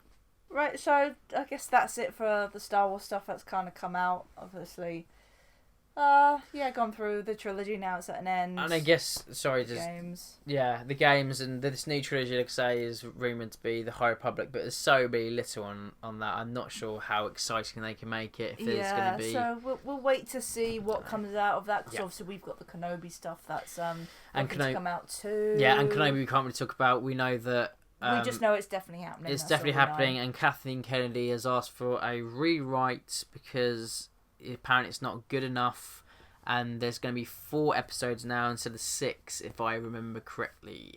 So something's happening with Kenobi. It's still happening. It's still happening, but we're not sure what, when, how, and why, basically. Yeah.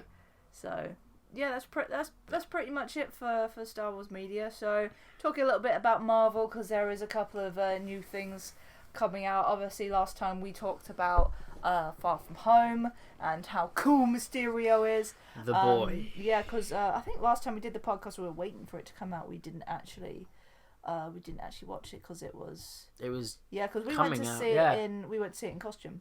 The second time we saw it in costume. First time, I still remember looking over to you in the Mysterio sequence and going. Yeah, I think we both just grabbed each other. So good. Like, this is how it's done. This is how Mysterio's done. So you can tell that Far From Home love it. Absolutely loved it. Mysterio better be coming back. Yeah, there's no way. He's still alive. He's still alive. He's totes still alive. He's got to be. J.K. Simmons though. That made the scream. I didn't. I'm not made one a child for making lots of noise in the cinema. Made I like a child to sit. turn over and go. Judging stare. There was like a 10-year-old girl sitting in front of me. Don't know, man. And when J.K. Simmons popped up on the screen, I literally went, yes! Like that. And she just went... And because, it's a young girl, I kind of went into age gate mode, and I looked at her and went, you weren't there, you don't know, and went back to watching it. You weren't there when the Raimi era was the thing that, we were both growing up with. And J.K. Simmons, everyone agrees, was perfect casting. He is like J.K. the best Simmons. thing. He is... about that. He is JJ Jameson. He's JJ. He's JJ. JK is JJ. That's it. He is JK. Yeah, it's so similar. JJ. Yeah. JK. Spider-Man is a menace. I'm like, oh my god, you're back. I love you. So Mysterio's got to be alive because you can't go out like a man. Jake Gyllenhaal's Mysterio is really cool. Fantastic. I love him. It's probably the best way we could have seen Mysterio come to live action. Yeah. Not the Mysterio that I thought we were going to get, but one I was definitely happy about getting. Yeah. I thought they did him really well. Yeah. Agreed. So really good film. Good film, and I cannot believe that it was on the table that Spidey wasn't going to be returning to MCU. I was fuming. Sony, Disney, sort your out, please. I'm glad that Tom Holland was apparently one of the key people to help negotiations go forward.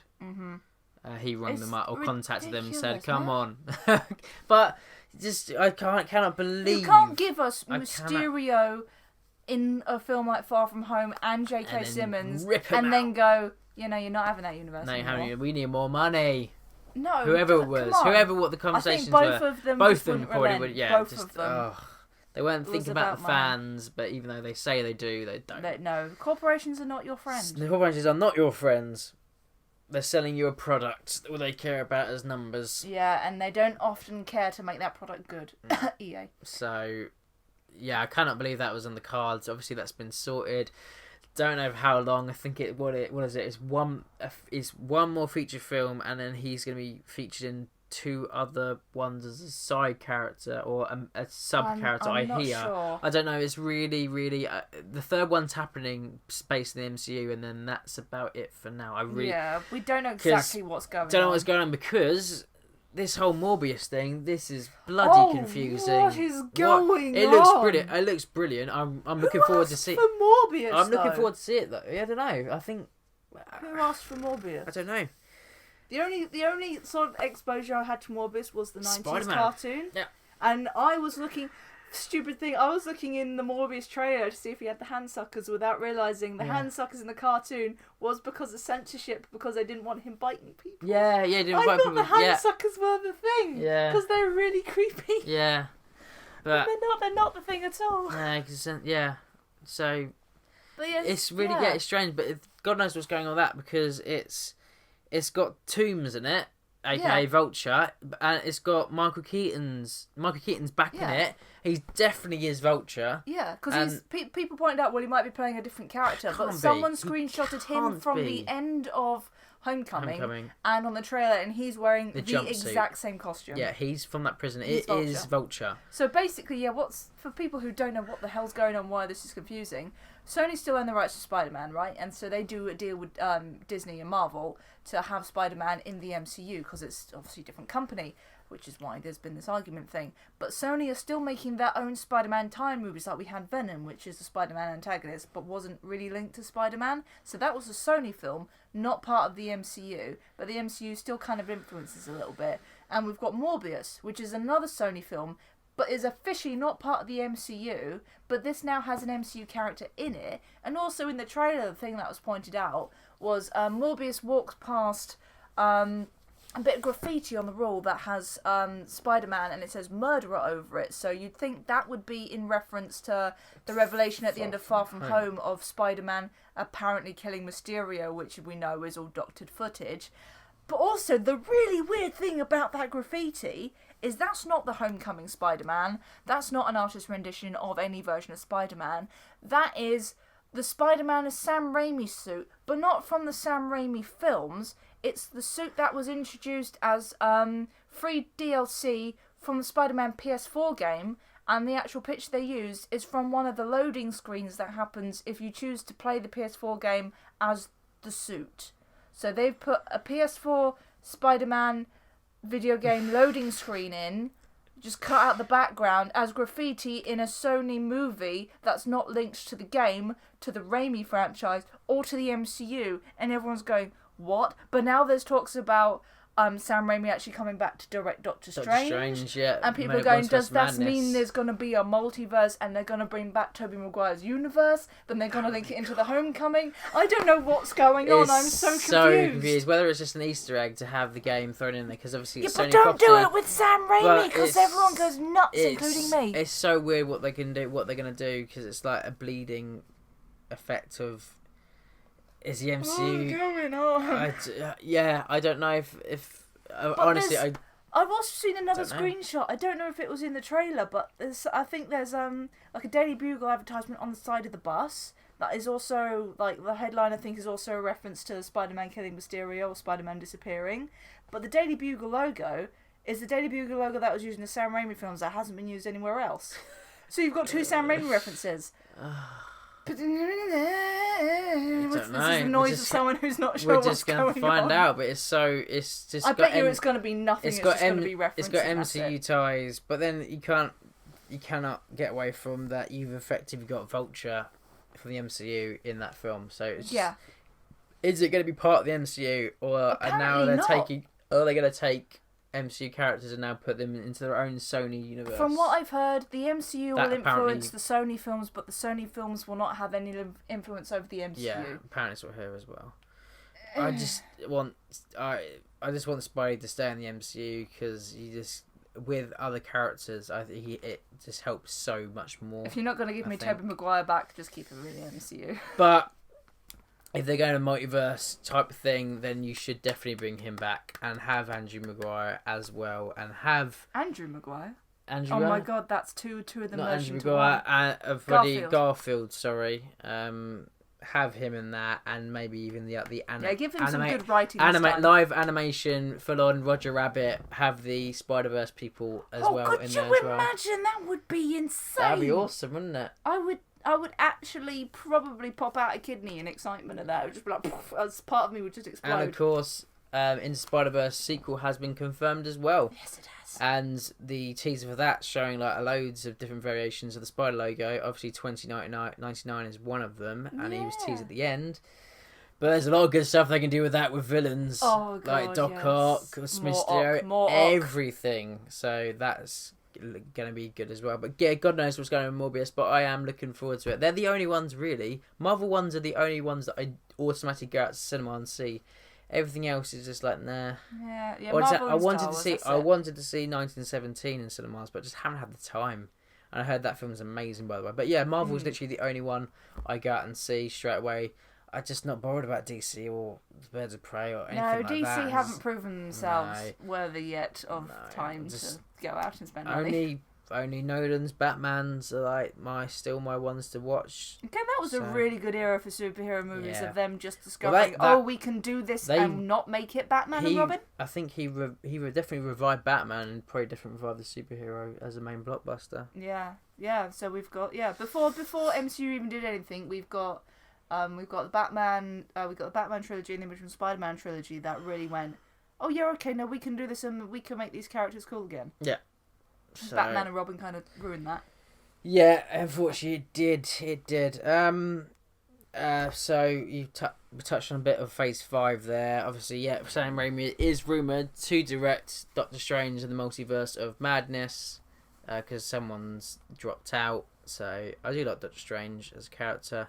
And that's supposed to have Scarlet Witch in it as well. And that will tie in, I think, Vision...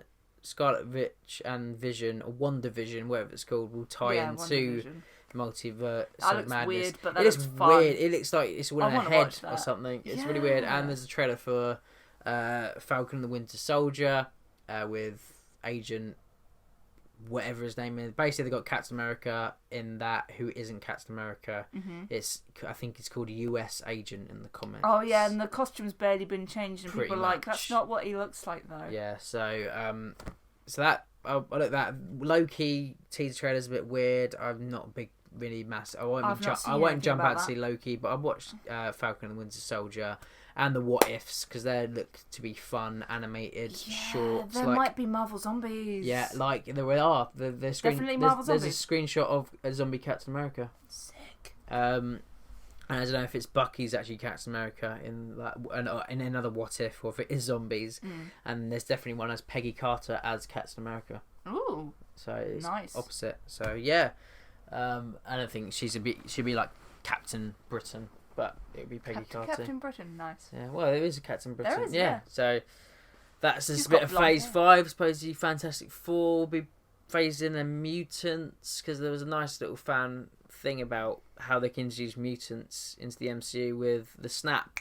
The snap caused massive, as Hulk said, it's all gamma radiation, and of course it already happened once before when Thanos did the snap, and then 5 years passed, and then it happened again. That's how they could possibly introduce mutants into the MCU, because of a massive amount of gamma radiation. Yeah, that's what I've heard. I think that is a good little fan theory. I don't know if it was debunked or not, but that's the last thing that I heard, and I think that's quite a plausible thing. Definitely, because everything can be tied in, like we saw in Far From Home. Everything's already been kind of almost established. One of the characters is in the first Iron Man, and Tony Stark does use the glasses with the holo projection, and it's just there. It's just the best thing about the MCU. I know everyone moans about Tony Stark is making all the villains now, but you need a master, don't you? But yeah, that's why I do think that, especially having Spidey in the MCU for now, it really does help having the universe that they've already established there, and the other heroes. He works well. I like Spidey and Tom Holland interacting with other heroes. I think it just makes it cool. I do think he needs to mature a little bit more in the character, and it'll be great. So, I think that might be it for Phase 4 again. Yeah, mutants and Fantastic Four. Supposedly they're supposed to be implementing in. There's some rumours on the next Spidey game. Oh yes, there are. There's some juicy rumours going on there. So yeah, the main thing is obviously focusing around Venom, which was teased at the end of the last game, which will be bloody what's the majiggy, wasn't it? It'll be Gary Osborn, wasn't it? Gary? No, Gary. What the hell? Wow, Norman's got another son we didn't know about. Gary. Sorry. Harry. Let me redeem myself. Harry and Gary. Harry. Gary. I was almost there. Yeah. With Harry Osborn. Yeah. So Harry's being Venom will be quite a good. Yeah. He might not necessarily be Venom because you look at the tank and the Venom hasn't properly fused to him. It's just sort of floating about. Floaty. Maybe it's gonna have to. It might escape, attach to you first. God damn it, Norman! Stop making problems. Yeah. Well, then it might be a whole switcheroo of you think it's gonna be Harry, but then it detaches, goes. It's on Spy. It's on you. You just get rid of it, and then Eddie Brock comes into it. But then because Eddie Brock, it doesn't have to be Eddie Brock, but Eddie Brock has quickly been established in the universe because there's a card that's. Addressed. Yeah, I think if you've got a pre-established character, it would work a lot better than Eddie Brock. Otherwise, you fall into the same thing that Spider-Man 3 did, where it was everything goes rushed a bit too quick. I know it has to be Eddie Brock. It doesn't have to be Eddie Brock. No, but saying is that most people say that it has to be Eddie Brock because Eddie Brock is Venom. What's the cool thing about Venom? Venom or Eddie Brock? The symbiote Venom. Or the human? Yeah. It's the symbiote, isn't it? Because people really want to. Because people really want to see, just switching over quickly, people really want to see Tom Hardy's Eddie Brock and Tom Holland's Spidey in a film as well. I reckon that'd work. That'll work. That'd be fun. But the games, I have heard murmurs that Mysterio might be main villain. Yes, Mysterio, and also... The back of the film makes sense. Also Goblin with Norman as well. Well, that should be interesting if Goblin becomes a thing with Norman Osborn. How will that affect Otto? Because Otto's alive and in Raft. Yeah, so he's probably, if he's going to hear about that, could you imagine them two just fighting? That'd be great. Also, I would like to make a request. Can we please? This is going to be. They're probably going to do the thing from Ultimate Spider-Man. I have a feeling because they do like to. Again, but the Amazing Spider-Man trilogy took some things from Ultimate Spider-Man and kind of screwed it up. But they do take some cues from Ultimate Spider-Man comics in this one, the old one, not the Miles Morales Ultimate ones. But they're doing it from that as well. I'm confusing myself now. But I think they're going to go with the big muscly goblin, if that makes sense. The monster goblin rather than the costumed one. Even though they do have some tech, so they might go down the tech route. But when it comes to, they're doing a lot of genetic modifying stuff with Harry. So I think it might be more the genetic route of maybe going the monster goblin rather than him going mad and getting armor. But if you don't do the monster goblin, can we do the turn off the dark costume and make that more of a thing, please? Purely so I've got better reference images for when I do it, because I really want to do that costume. Maybe that version of the Goblin might be everyone would be like, what the hell is that? And I'd be like, it's my favourite version of the Goblin. If anything, that Goblin will be featured into the Spider-Verse. As a God, yes! I didn't even think about that. Maybe if they went that far, because you could probably get away with it, because it's a multiverse, and that's just the Goblin. So if they have, I wouldn't mind if they didn't have the Goblin, but I want some recognition that Turn Off the Dark was a thing that happened. So I want in the background of all these Spider-Mans, I want the Turn Off the Dark Spider-Man. I go, look, canon, it's a thing. It's happened. And then if you do it, please hire Patrick Page to do the voice work. Please. I want him to have more stuff as Green Goblin. It's his fault that I'm into this show because I was working on the Mysterio costume and I need something to watch. The bootleg of Spider-Man Turn Off the Dark has been on my watch list for about 5 years. Let's give that a go. Didn't do any work on Mysterio. I was too fixed to the screen. I was like, I'm in love with this show. Oh my god, who plays the Goblin? He's hilarious. It's this man. Oh no, now I have a new favourite villain. God damn it, I don't have time for this. Down in Hades Town or whatever it is. In Hades Town, so now I've got a new costume and now I'm planning to do the Goblin, which means I'm going to have to do prosthetics for the first time and it's going to be a hard build. I already gave up on doing the Raimi Goblin because that was hard. But that was my request. Can we make it the Turn Off the Dark Goblin? Because it's going to look stupid and insane. Or make that a skin. Because if you can get all the Spidey suits, can I just have that as a skin, please? I'd love that so much. So, there's a few details, rumours on the new Spider-Man game. But nothing that has been reported on yet. Nothing concrete yet. But I think that might be it. Yeah, I think so. I think. Yeah, we've definitely gone recording for a while, so said our piece. I said 3 hours and it's nearly 3 hours. It's nearly 3 hours, so we've done it again. It'll be a bit less for you guys because we have to cut around it a bit. But it might be a bit less. It won't be much less. But maybe in the future we won't bang on about Star Wars in massive detail. It will just be probably topical points. So the probably now there won't be as much coming out. Might be a lot shorter now. Yeah. But anyways, we hope you guys enjoyed. I'm so glad I can talk. I mean, I'm a little bit hoarse because I'm having to talk a bit louder than usual, but I have a voice today and it feels fantastic to actually properly do a podcast without really hurting my vocal cords.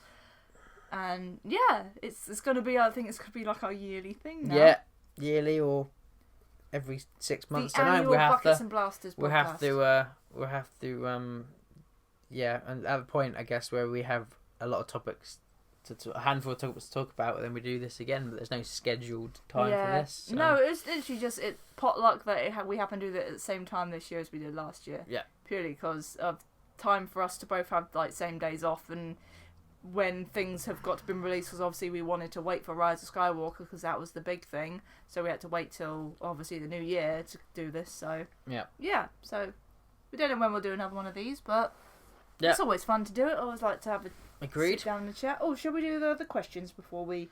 Oh God, off? yeah, we've got we'll quickly just run those off. Yeah, we got a couple of questions that we got from people. We did like a last minute live stream last night on Instagram and got a couple of questions from people. So we'll just go through those quickly before we sign off. So first one is from Craig Martin, who says, "Dream cosplay build, even if it's physically impossible." Dream cosplay build. Dark Trooper. Oh, yeah, that's a good one. Yeah, because the Battlefront 2 original game had Dark Trooper, and that is probably one of my favourite. It's like Battle Droid mixed with... Well, it's half Battle Droid, half Stormtrooper, or whatever. Yeah. So, yeah, I think Dark Trooper would probably be my one, I think. Obviously, Dream cosplay build, if you're talking physical stature, is obviously Vader. I want to be the big bad. He's Vader. My favourite. Yeah. But if I'm going to go for... I'm going to have two answers for this. It's going to be Vader if I can change my physical stature. But if we're talking about technology not being available, I want a Dr. Octopus costume that works the exact same way, but without making me psychopathic. So can you take away the psychopathness and just have 4 really cool tentacles that I can attach and detach and aren't fused to my body through a horrific accident? Because honestly, cosplay work will happen so much faster. Also, my day job will be so much easier. Things will just get done because honestly, having 2 pairs of hands... Well, 2 pairs of hands, I've only got 1. 1 pair of hands is not enough. I need 2. The screen's gone off again. Hang on. It's coming back. And I guess if Boss is doing 2 answers, and I guess my...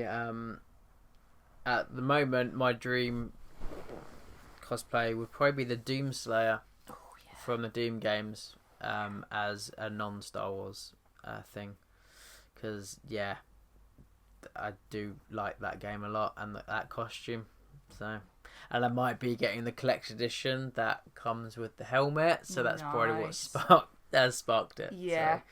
So, because that's a lot of bulking up and high shoes and stuff. I mean, that probably wouldn't be physically impossible. If you can change your physicality, you just get buff, wouldn't you? You're buff and just ever had money that can get it straight away, I'd get that. So I'd be tall and buff Vader. Those 2 answers, Dark Trooper and Doomslayer. Sweet. Next question is from Gwynna I think that's how you pronounce it. I'm not sure. Opinion on how the Force is used in the sequel trilogy. So we've kind of already touched on this, but I like it. Basically, I like new stuff being put in the Force. New stuff is good. There's nothing wrong with it. It's just it's funny how it's just been changed slightly. That's all that the Force heal. So it maybe should have been done earlier. Yeah, and possibly, introduced a bit more. Say the last film, like, what? Where's that come from? Yeah. So, yeah. Definitely. Yeah. Question from Hayley about a rumoured Yoda film. I haven't heard about that. I have not heard anything, so I'm not really sure what to say about that. I don't think they'll do a Yoda film whilst Baby Yoda is the big thing. They'll focus on Baby Yoda before they get to actual Yoda. I've heard Boba Fett, and obviously Obi-Wan was a massive thing for a time, and even Ewan McGregor recently in an interview with I think it was Jimmy Fallon did say that a film was discussed a lot, and then the streaming service came out or was the beginning, and then they said let's do a TV series. So, but I have not heard a thing about Yoda. No. Final question. Xander in the house asks, if you could write a Star Wars story, what would it be about? I think I'd have to think about this earlier today. I think I'd have to do Vader. Star Wars story about Vader, and literally pretty much what the comic books have done, and his literally starts off right after Revenge of the Sith, and how he becomes the feared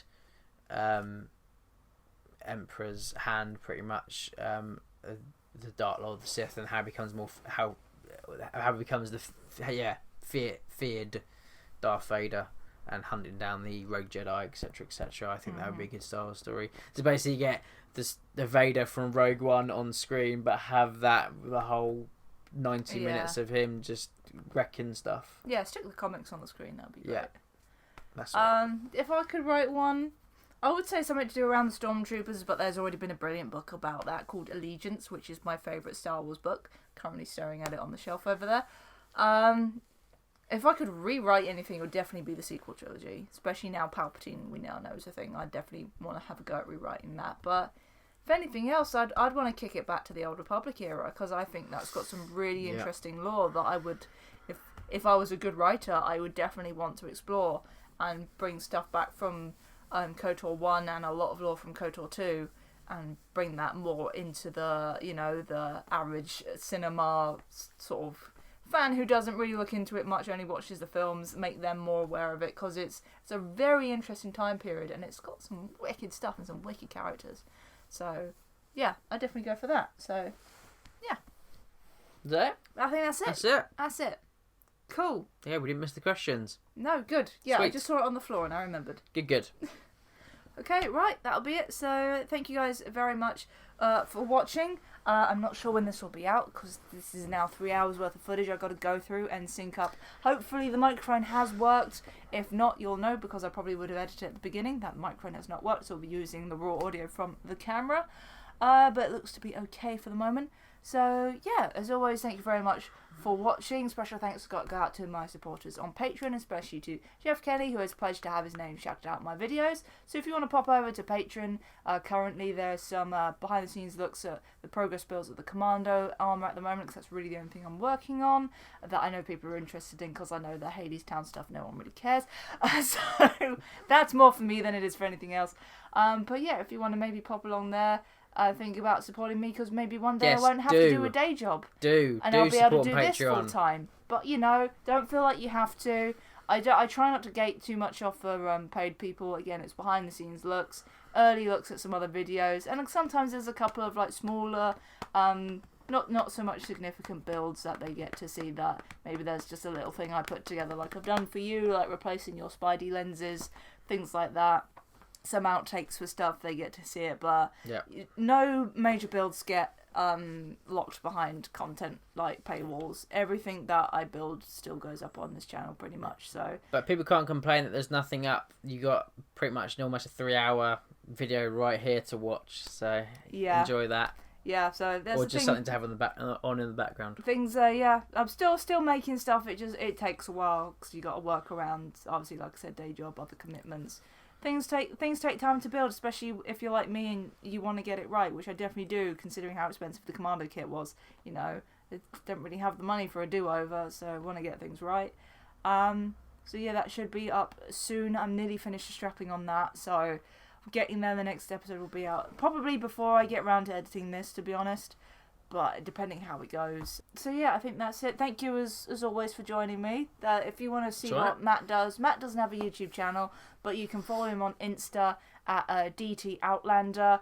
He normally posts up stuff on your stories. You talk about nerdy things, and obviously things about... It's my echo chamber. If you want to listen, then you can, but most of the time I just talk about nonsense or post pictures up of my girlfriend's cat, or and stories of the cat, and that's about it. There's really. Costume stuff as well. And there's costume stuff. There is. So the stories are mainly just my ramblings, and my posts are just my cosplays and just personal stuff. I don't have a cosplayer page, because I really don't have the time to manage that, and really it's like, if you want to follow me, like, I'm not there to provide. I'm posting for myself. I'm not posting for anybody else. Yeah. It's kind of the same with me. Again, if you want to follow me on Insta, that's where I'm currently the most active. That's at Imperial Rook with a little underscore in the middle. Again, it's not strictly a cosplay page. I do post builds up of what I do there, but it's also a personal one because it's, you know, it's what I do. It's my page. It's me, and not everything is going to be Star Wars related. I have had that complaint before of, why aren't you posting up Star Wars? I'm like, no, this is my Insta. This is everything that I'm putting up. So yeah. So, things on the stories, like I probably will be adding some more stories of past builds so I can put build highlights, things like body paints that I've done, random stuff like the Spidey training that both me and Matt are going through to get our suits, which should be here soon. We need to chase that up. Yeah. There's still nothing on the suits, and no limits are a little bit. Yeah, I hear they're in the Anovos. They're Anovos of the Spider-Man world. Yes, I have heard, unfortunately, so... But if they are the Anovos of the Spider-Man world, then what you get delivered is good quality, which is what I'm hoping on. I hope so, but because, still waiting on them. Still waiting, so I need to chase that up. And, of course, full reviews of those costumes will be done when they're here. We were planning to do that at the beginning of this year. Yeah, but they're still not here yet, so we can't do that either. Mine better be here by the time I go to New York. I'm just saying, that would have been a year since ordering if it hasn't arrived. Yeah. And I would be very pissed off. So yeah, also do some live streams on there occasionally, because that's like a nice little safe space to do live streams, is on the Instagram rather than on the YouTube, because I've seen my YouTube comments. Not all of them are very nice. Yeah. So yeah, I occasionally do that. There's not a set time for that. It's just normally me just having a chat to you guys, so I actually get to communicate properly with you, not just through a one-sided conversation on a screen. So yeah, trying to get some good things done this year. You just keep working on that. But it's nice to do videos like this, which are a bit different. I know it's not the thing that gets the highest amount of views, but we like to do stuff that's different. Sit down, have a chat, and people still do enjoy it. So you can put this on in the background when you're working on your own stuff. So yeah, hopefully now the audio quality is a bit better, some people will be more into it. But I hope, that should work. Fingers crossed it will. Okay, right. So yeah, I guess we'll sign out for today. So thank you again. We'll see you in the next video. You're practically my co-host now, so you'll probably be in one sooner or later. So probably. Yeah. All right.